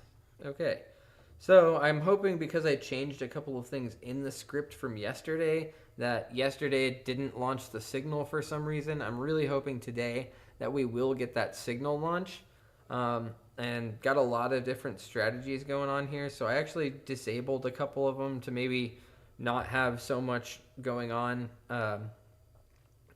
while we're trying to get this one trade to go through, because if it doesn't go through, we have to wait until tomorrow. And technically today is Friday because the new trading day started at 6 p.m. So technically today is Friday. So we're going into Friday's trading day right now. And if it doesn't go through automatically, you know, what we're going to see is we're going to have to wait until Monday to try again. So I changed a couple of things in the script. You know, looking at this back through the last 30 days of trading, you know, we have had a couple of days that have been downswings. But one of the cool things in this particular script as well is let's just do an overview of this script. So again, this is just one of the tools in our toolbox. This is Algo Pro, and they don't do any affiliate stuff, but you know, they're a great algorithm provider, and they just released their Evo X. So one of our tools in our toolbox that is really good for something like futures trading, right? So in this algorithm, you have your order size management. You can choose your order size mode, whether it's contracts, USD, or equity, and you can choose your equity percentage of your account. So, you know, if we were using equity, we could say up, you know, 2%, 7%, whatever it is, 5% of your account that's going into a trade. Base contracts, since we're using contracts, we're going to be using 1, which comes in handy because we will have the martingale feature on, like I was explaining. Signal setup, you can choose whether you want to go long or short. You can choose how many signals need to be in confluence at the same time in order to launch a signal. In this case, I'm not using very many of the indicators in this algorithm, which I plan to do a lot more work on, and some other assets that I have this algorithm on, I have more of these indicators. And you can say, if you wanted to, you could say, I want to have at least 2 different indicators, or at least 3 different indicators, or at least 10 different indicators all lining up at the same time in order to launch a signal. So if you wanted to do that, you absolutely can. Really, really cool. And I've been playing a lot with utilizing fear and greed and volume exhaustion, liquidity grab all at the same time. But for the sake of this particular algorithm that I'm working on, which I'm really happy with the profit curve at the moment, if we could just see it fire the way that I want, is using the stochastic with an overbought level of 44. So if it's above 44, it's going to be considered overbought. If it's below 62, it's going to be considered oversold. So those are just the metrics that I've found to produce this profit curve at the moment. Again, it's only using stochastic and linear regression with the linear regression length of 250. So we could use all of these different indicators with all different metrics, but I've just been finding some success because I've used a very similar type of strategy where you're using a stochastic as your main entry point. And then in addition to that, oops, not going to add an alert. We already got an alert. So in addition to all of that, let's just go ahead. And nope, I'm not seeing any new requests at the moment. But in addition to that, what we have is all of the different indicators you can choose from, and the different ways to change up those indicators depending on what your outlook is. And again, I'm a mathematical trader. I like to set my parameters very specifically and have a data-driven approach to placing a trade, right? I don't want to place a trade unless all of this stuff is lined up. If all of this stuff is lined up, I'm only going to place one trade if the first trade is successful, right? One part of being successful in futures is sometimes limiting how many times that you trade during a day, because you're going to acquire a lot of fees. Each contract is about $3 on TradeOvate. So if you're one contract in, one contract out, you're looking at $6 that you have to spend in order to take the trade at all. And that doesn't seem like a lot because NQ can swing hundreds or thousands of dollars in a single trade. But it is a lot because that adds up. If you're doing, multiple contracts, 2 contracts, that's $12 in and out. 4 contracts, that's $24 in and out. So if you're doing lots of different scalp trades, unless you're very accurate, any of your losers are just going to be adding up your fee cost, right? And I've played this game with hundreds of prop accounts, right? And yeah, this is the one that I want to live stream just because it's even keel, right? If we want to take one trade, we can. We take up to 3 trades, which will martingale each time. And if it's not successful by 3 trades, we pack it up. See you tomorrow, right? So yeah, and then you also have your signal filters. So you have filtering by volume, volume length, volume multiplier, filtering by trend, right? Filtering by closing on volume weighted average price, filtering by range breakout, and then here, this one very important is filtering by moving average. So what we're looking at here is a moving average time frame of 5 minutes with a moving average length of 100 and a SMA as our moving average type, right? The other thing that this is doing is it's filtering by RSI, so it will not trade if it's above 80 on the RSI or if it's below 20 on the RSI, with our RSI length being 10. And this sounds like a bunch of stuff, but it's really not that hard to figure out, especially if you have an algorithm expert like myself where you can request things in the comments. Okay, yeah, so, let's just take a look. If I were to turn this filter by moving average off, what we're going to see is we're going to get a much different result because in this instance, we're only trading if it's above the green moving average or if it's below the white moving average. So we actually did get a really nice result here. Might want to play around with that. So actually, let me just take this as it is right now. And what I'll do is I'll copy it to another chart. So let's just say that one.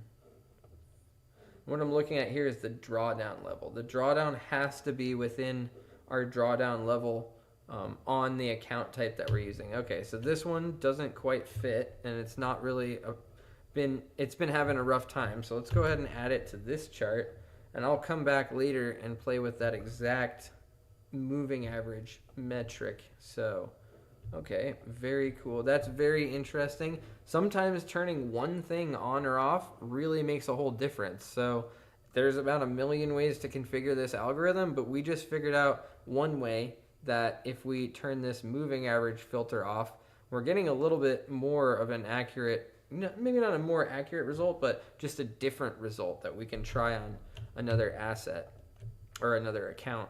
Actually, you know what? I'm just going to go ahead and make a new strategy here. We already missed today's trade, which would have been successful. So today would have had a positive $500 trade. I love that. That's amazing. So what I'm going to do here is I'm going to create a new strategy. So I've just got my Traders Post account pulled up on my other screen here, which you can't see, but I will talk about that in different streams in the future. So yeah, we're going to be looking at, we're just going to keep looking at this one. But in the meantime, while we're waiting for this trade to go through, I am going to create a new strategy. So this is going to be strategy 147. 147. And it's going to be on NQ, martingale, and that's going to be martingale 2 because I already have NQ martingale. So actually, I'll just name it NQ martingale, no MA filter. All right. And really what I'm doing on this end is I'm just defining. Actually, I can pull it onto the screen here. We could talk about it together. So I am just waiting for this trade to go through. So we're just going to leave that right there. And then if I look at Traders Post here. So in my Traders Post account, what I'm doing is I'm making a new strategy. So what I'm looking at here is we're doing strategy 147 NQ martingale, no MA filter. We do have a 20% off code in the description to use Traders Post to automate signals to your favorite prop firms, brokerages, and crypto exchanges. So here what I'm doing is going through and I'm going to edit the subscription defaults. We're going to allow it to do side swapping even though this particular algorithm won't do that. Subtract exit quantity from signal quantity will allow that as well, even though this algorithm might not do that. But maybe in the future, if I do edit it, I still want to have those things on. And then entry, we're going to do market orders. Here we can add, like, you know, if you want to do a stop loss level, you can add a stop market, stop limit, trailing stop loss. So typically I like to have some sort of, you know, hard stop depending on what the algorithm it is, right? So right now I'm not going to add that, but on the exit I will do. No, you know what? For the sake of just keeping this one very even keel, instead of adding a trailing stop loss level of like 0.01% or something like that, just to give it a little wiggle room, yeah, we might leave it at 0.01%. So the exit order is actually going to be a trailing stop order that's trailing by 0.01%.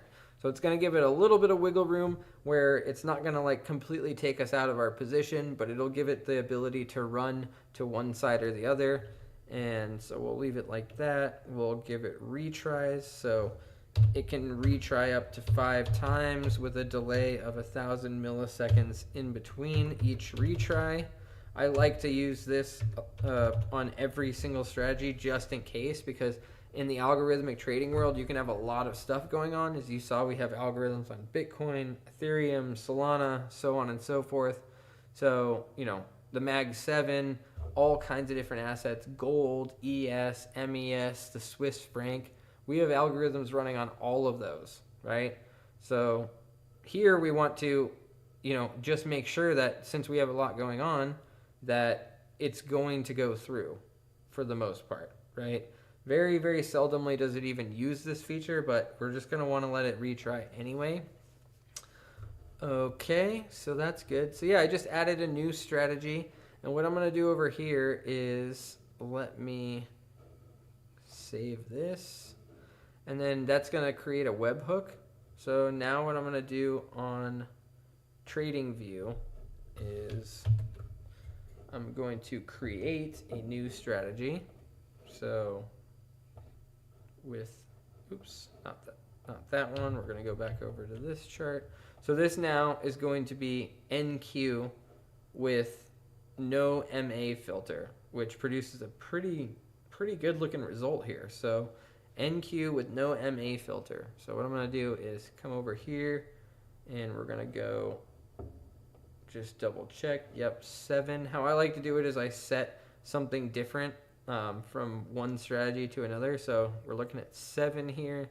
Same as chart on electronic trading hours. And then we're going to take the name of the strategy. So NQ Martingale no filter. Boom. We'll get rid of this. Pull this back up. And then go back to our webhook. Copy. Paste. And pull this guy back up and copy our webhook. And come back into our notifications. And boom. And we're going to set a sound alarm for this. So Martian gun is pretty crazy. I might just go for cash register instead. So anytime this alert goes through, it'll just go cha-ching, and then a little notification will pop up over here. So if you've seen notifications popping up on my screen over here, that's just all the different algorithms that we're running and testing and developing at the moment. So you can see just on NQ we have 15 different algorithms that are in development right now. So I'm going to go ahead and create that alert. Very good, very good. And then I'm going to assign that to, let me just pull this back over here.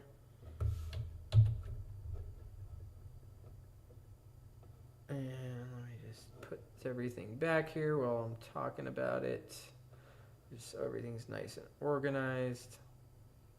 Okay.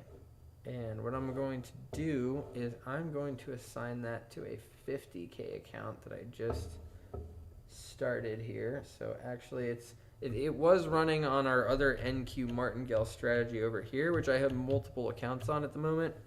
But I'm going to assign this one to a completely new account. So I have a 50K account here where I'm going to disable the previous strategy. And then I'm going to enable, so 1 second here, new subscription, and that's going to be strategy 147. Yep, NQ Martingale, no MA filter. And of course, I forgot to make the strategy for futures and not stocks, so let me go edit this. And just make sure. Okay, I had it on stocks, now it's on futures. Very cool. And let me go to, yeah, so right now I'm just assigning the signal to an account. And what I'm going to do is assign the new strategy, which I'm happy to go over all of this upon request as well. So it's going to be strategy 147.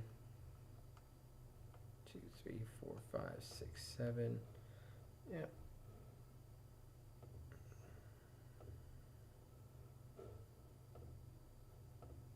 Okay, now so this signal on Monday is going to launch a signal to this 50K account that I have here. That's account number 942, 942.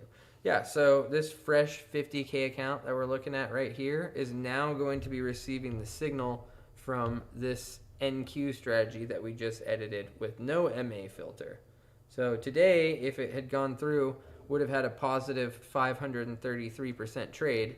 So we're just going to expect on Monday that this thing goes through. So again, what I'll do here is go to our strategy tester.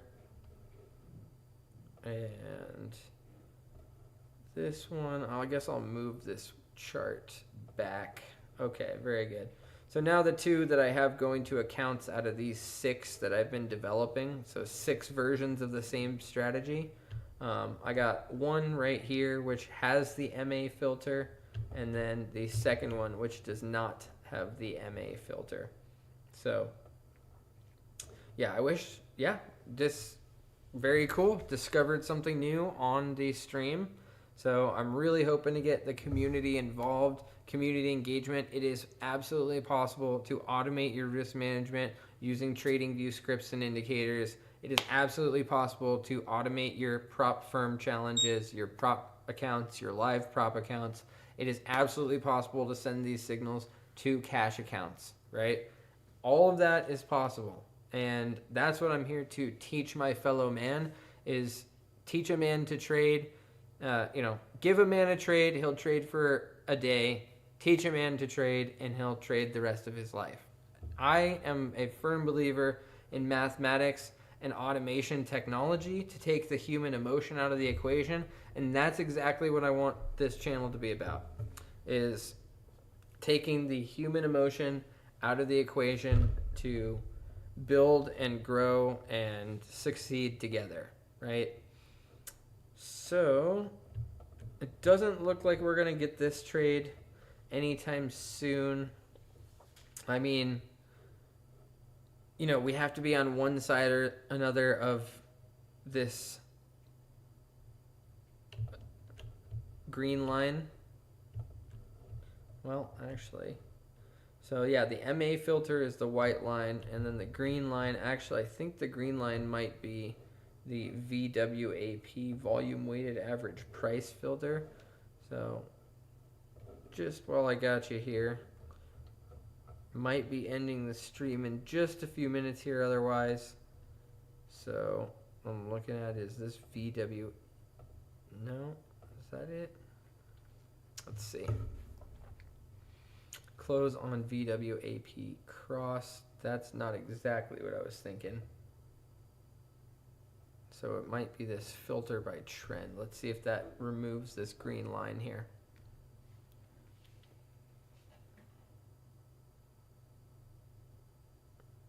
Yep, so that's it right there. It's going to be this trend filter. So as you can see, if we look at the profit curve, right, we're going to get a much smoother profit curve and a better overall result if we use the trend to filter, right? So it's only going to go short if it's below the trend, and it's only going to go long if it's above the trend, right? So yeah, we're just going to leave that right where it is for now, and then I'm just going to double check that I got the proper alert saved. Always good to double check. Yep, got the proper alert saved on the 9-minute chart. You could use any chart time frame. That's just where I've found, going for like a 9-minute long trade has produced the best result on the backtesting report. So, okay, friends, I'm gonna wait maybe 3 minutes here. Maybe we can get a close below this line, and it might go into a trade. So let's see if we can catch one live, and let's see if it does go through automatically for us.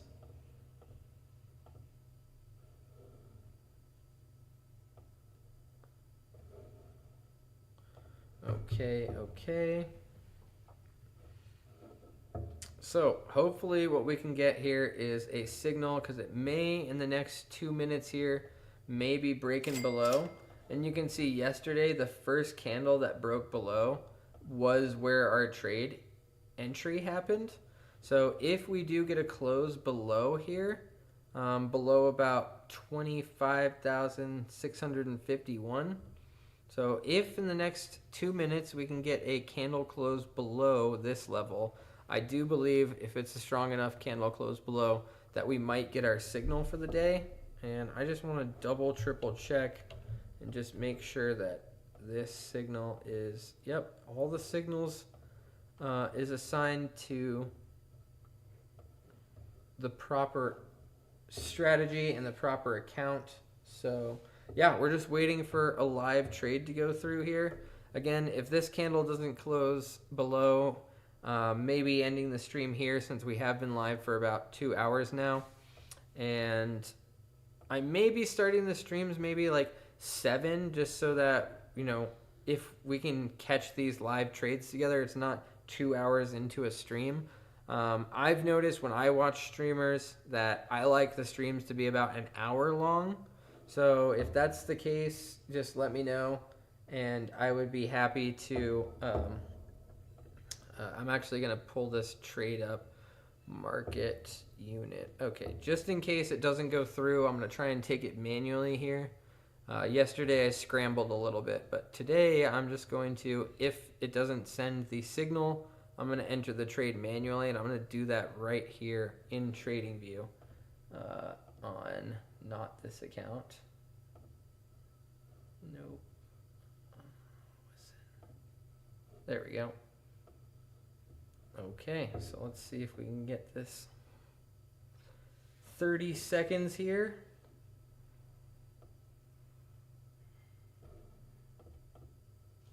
Okay, we got our market order ready just in case the trade doesn't go through.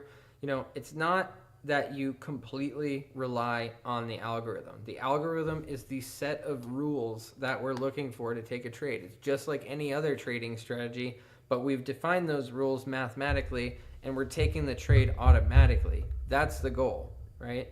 Okay, so it doesn't look like we got that candle close. Let's just see if we can get one more candle here. So I'm going to have to talk to you guys for another 9 minutes. If it doesn't go through in 9 minutes, I'm going to end the stream, but it looks like we're getting a break to the downside. So now we are in the territory if we do stay below this white line for the remainder of this candle. If we do stay below this white line, we could have the metrics aligned for an entry.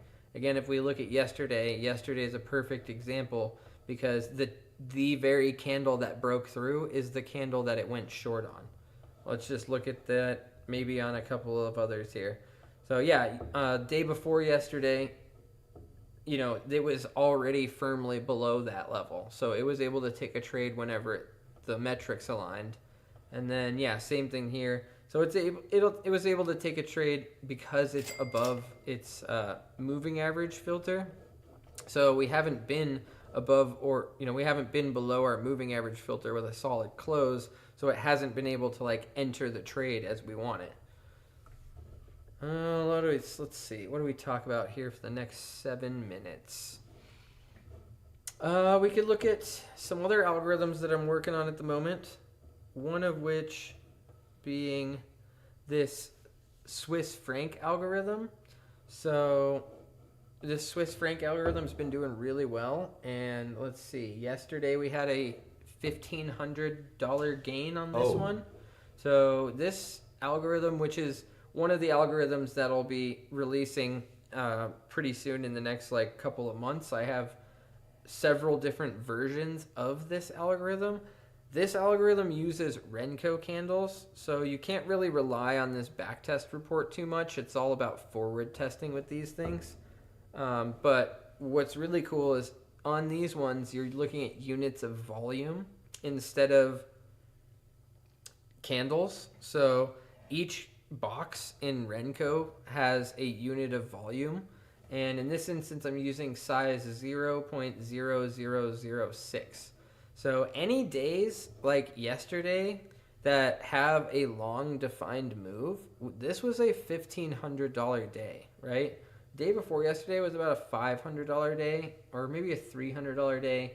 And then we had a little bit of choppiness that, you know, wasn't really gain or loss. But anytime that you see a long directional move, you're going to be doing a huge percentage gain on something like that. And I just want to look over here because looks like we just entered. So if I'm looking at Swiss franc, yep, it just entered for 2 contracts long, not too long ago here.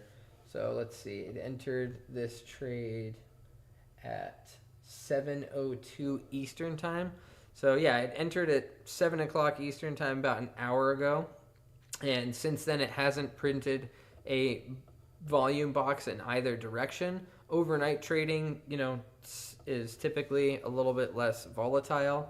Even in the Forex space, notice it starts to pick up during Asia session, which starts now, or London session. And then we might see some more volatility. But yeah, this algorithm is very simple. If it prints a green box, it's going to go long. If it prints a red box, it's going to go short. And it's going to do that every time there's a trend flip, right?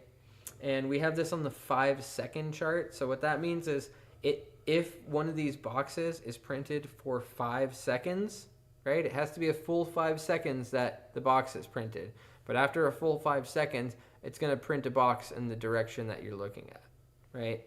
So the idea here is it smooths out the price action much more than if you're using regular candles, for example, because it's entirely volume based.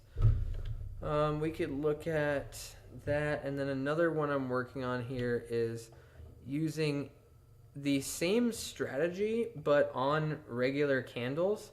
And what this is doing is this should be producing somewhat of an accurate result, but have been having a little bit of trouble getting it off the ground, just because in this one what we're doing is at 5 points, we're going to be sending a take profit or a trailing stop order, right? So this one also has the ability to do opposite entry. And opposite entry, or if I turn this off, what we're looking at here, I was talking a little bit about this yesterday, but what we're talking about here is if a green candle is printed, it's going to go long. So at the end of a green candle, in this instance, we're looking at the 59-minute chart. So if 59 minutes pass by and the candle is green, it's going to go long. And it has a 5-point trailing stop arm, right? So it goes long, and if it hits its 5 points, it's going to send an order to exit the trade. And what you're looking at here is each green candle with the opposite signal turned off, or just using regular signals, every single green candle is turned into a trade, which is pretty cool. But what I've been playing around with, which I added code for just recently, is this opposite entry.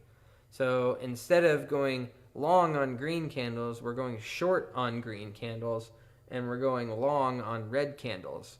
And using a very close trailing stop, I'm just trying to experiment with the candle size, because I was doing it on 1-minute candles, but that wasn't really enough time for a move to play out. Even at 5 points, that doesn't always happen in a minute. Maybe most times it does, but also there's slippage on assets like this. So maybe you start at like minus $20 and you're starting at a slippage of a few points, and then you come back up to your 5 points and it sends another, and you got 2 more points of slippage on the other side. You're only getting 1 point out of it, and then you got your fee. So your fee on the Swiss franc is like $2 or $3 per contract. So I'm just trying to figure out, and again, this is why I'm trying to build the world's largest algorithmic trading community, is because I need some help, people.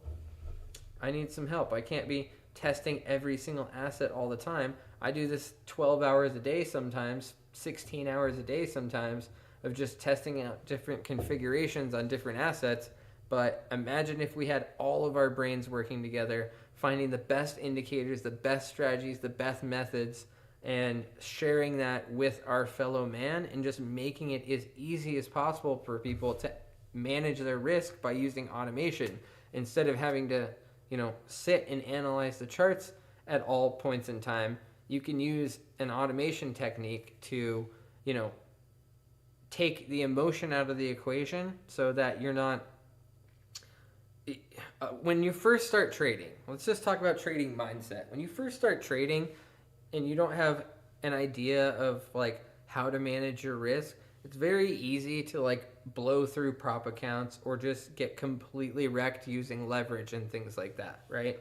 Well, my whole goal, my whole mission in life is to use automation to the benefit of man, right? On our KWIP platform, our aggressive AI trades the top 30 assets by market cap. And when it's doing that, it's analyzing the market every 2 minutes on 30 different assets. Do you think you can go and analyze the market every 2 minutes on 30 different assets? No, you can't. But our AI can, and our AI is always watching the market 24/7. The AI does not need to sleep, right? These bots do not need to sleep. They just need very well defined mathematical parameters, which sounds complicated, but it's really not. Look at all that goes into this. This is just saying, what session do I want to trade? Asia session, London session, New York session. You know, how many trades per session can it have?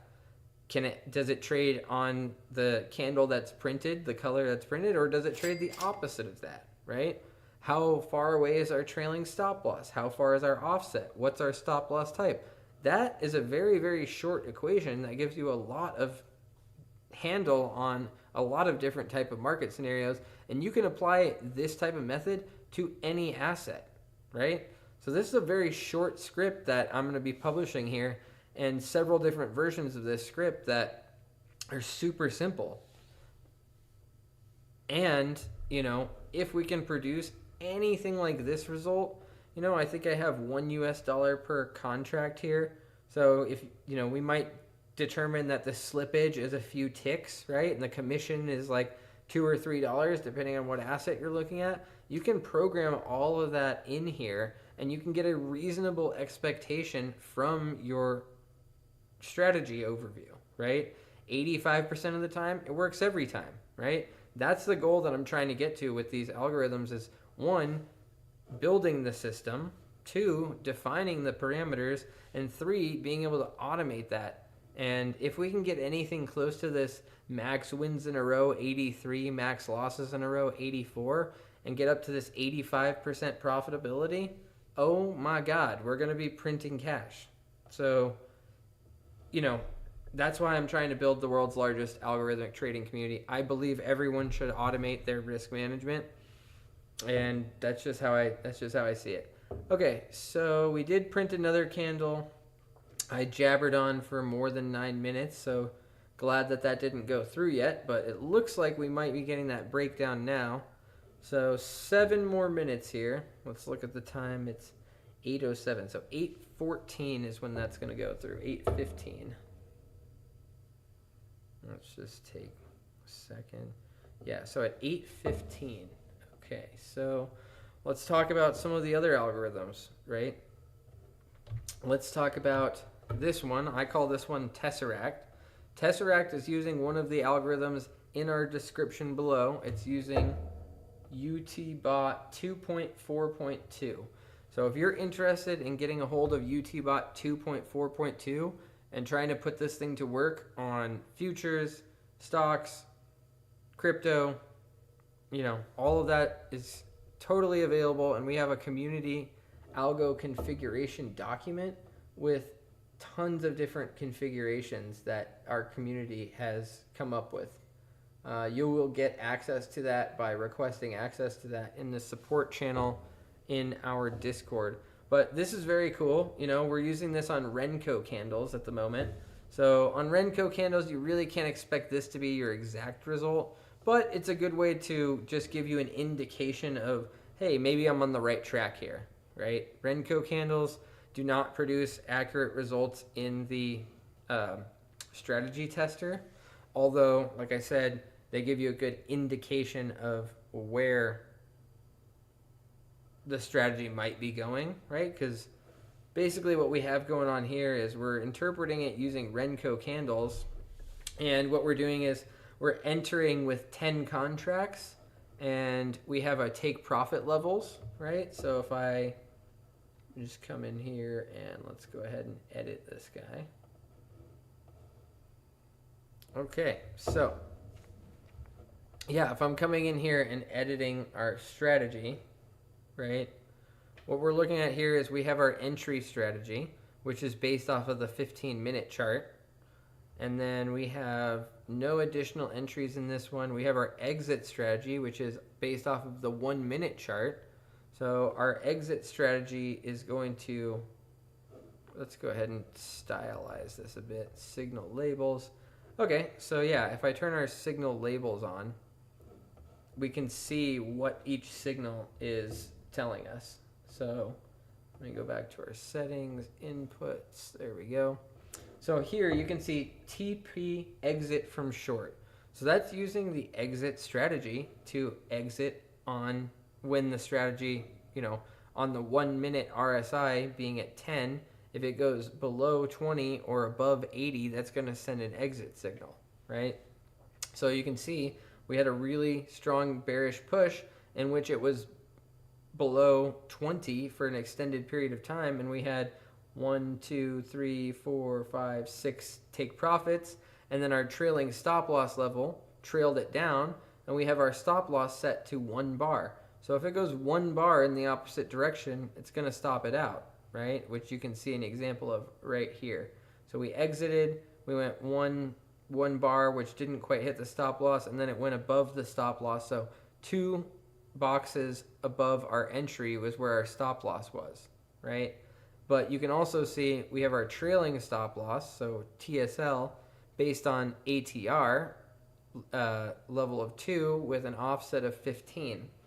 So if it goes 2 boxes in our direction, it's going to arm that trailing stop loss, and then it's going to follow by 15, right? Now we also have steps-based reducing. So as soon as the trend starts to flip in the opposite direction, and our trailing stop loss is going to, it's been following it downward, but it's going to come at it a lot more aggressively once the, steps reducing kicks in because the trend has started to flip. So you can see today would have had 1 successful trade, 2 successful trades, a stop loss. This one probably would have been unsuccessful because it did hit its stop loss. Another unsuccessful trade, another unsuccessful trade. But hey, you're using mathematics to give you the parameters as to when you enter and exit the market. And this is happening automatically. All of these signals are going through to your account. So very, very cool way to interpret your risk management by using TradingView and TradingView indicators and strategies. I'm much more of a strategy guy because I like to see what the potential output is or what the output from the past of the algorithm is, which gives me enough conviction to go into, future trades. But yeah, so, as you can see on this screen, we got a whole bunch of this same style of algorithm that we're testing out, right? So this one hasn't been performing so well over the last couple of weeks. We've started to see a decline in our profit curve. This one, same sort of thing. We started to see a flattening in our profit curve, mostly because of Renko candles and the market hasn't been that volatile. As you can see, it's mostly been sideways here. This one's probably the best producing at the moment. And then, I've used these to pass 250K accounts, 150K accounts. I've also failed some accounts with these ones. So yeah, everything's still in development. And basically the process is it goes into my paper account. And then once I'm comfortable with it being on paper for some period of time, a couple of weeks, maybe a month, and it's produced a positive result, then it goes into a prop account. And once I see that it either passes the test or fails, determines whether we're going to have, determines whether we're going to, either put it back in development or it's going to be something that we can apply multiple accounts to. And besides that, once it passes, then we know that we can somewhat rely on that as a successful algorithm. So first goes into paper, then goes into production, into a prop account, and then goes into live accounts and things like that. So all right, we got 22 seconds here, and it looks like we're going to close below. So if we were going to get a trade, it's going to be in the next 17 seconds. If it doesn't happen here, then I'm probably just going to have to end the stream, and maybe we could talk about it, in Discord, or I could post about it in Discord, or we could talk about it tomorrow. But let's just see 1 second here. Nope. So we did not close below our moving average, and that's probably gonna be it for me here today. All right, everybody. Yep, that's it for now. We didn't catch our live trade. I'll have to let you know if it actually went through or not, because yesterday we watched it happen on stream, and the trade didn't send the alert, so I'm not sure what was going on with the algorithm. I changed up the algorithm slightly, not changing the constitution of the algorithm, but just changing a few items within it, just to kind of give it a different pace and see if I could get it to go through. So we're not going to get that live trade today, but in the future, if we do have more people on stream, more people commenting, that kind of stuff, then I'm happy to go through any of this stuff. Again, we're running a 50% off sale for our KWIP platform at killerwhaleventures.com using code CyberMonday50. All of our TradingView indicators are completely for free. All of our TradingView strategies completely for free. Just send your Discord, just send your TradingView username into our Discord support. This channel is going to be the largest algorithmic trading community on the internet. We're 3 days into these streams, and we're going to be streaming Sunday through Friday, 6 p.m. So again, Sunday through Friday, 6 p.m. We'll see you there.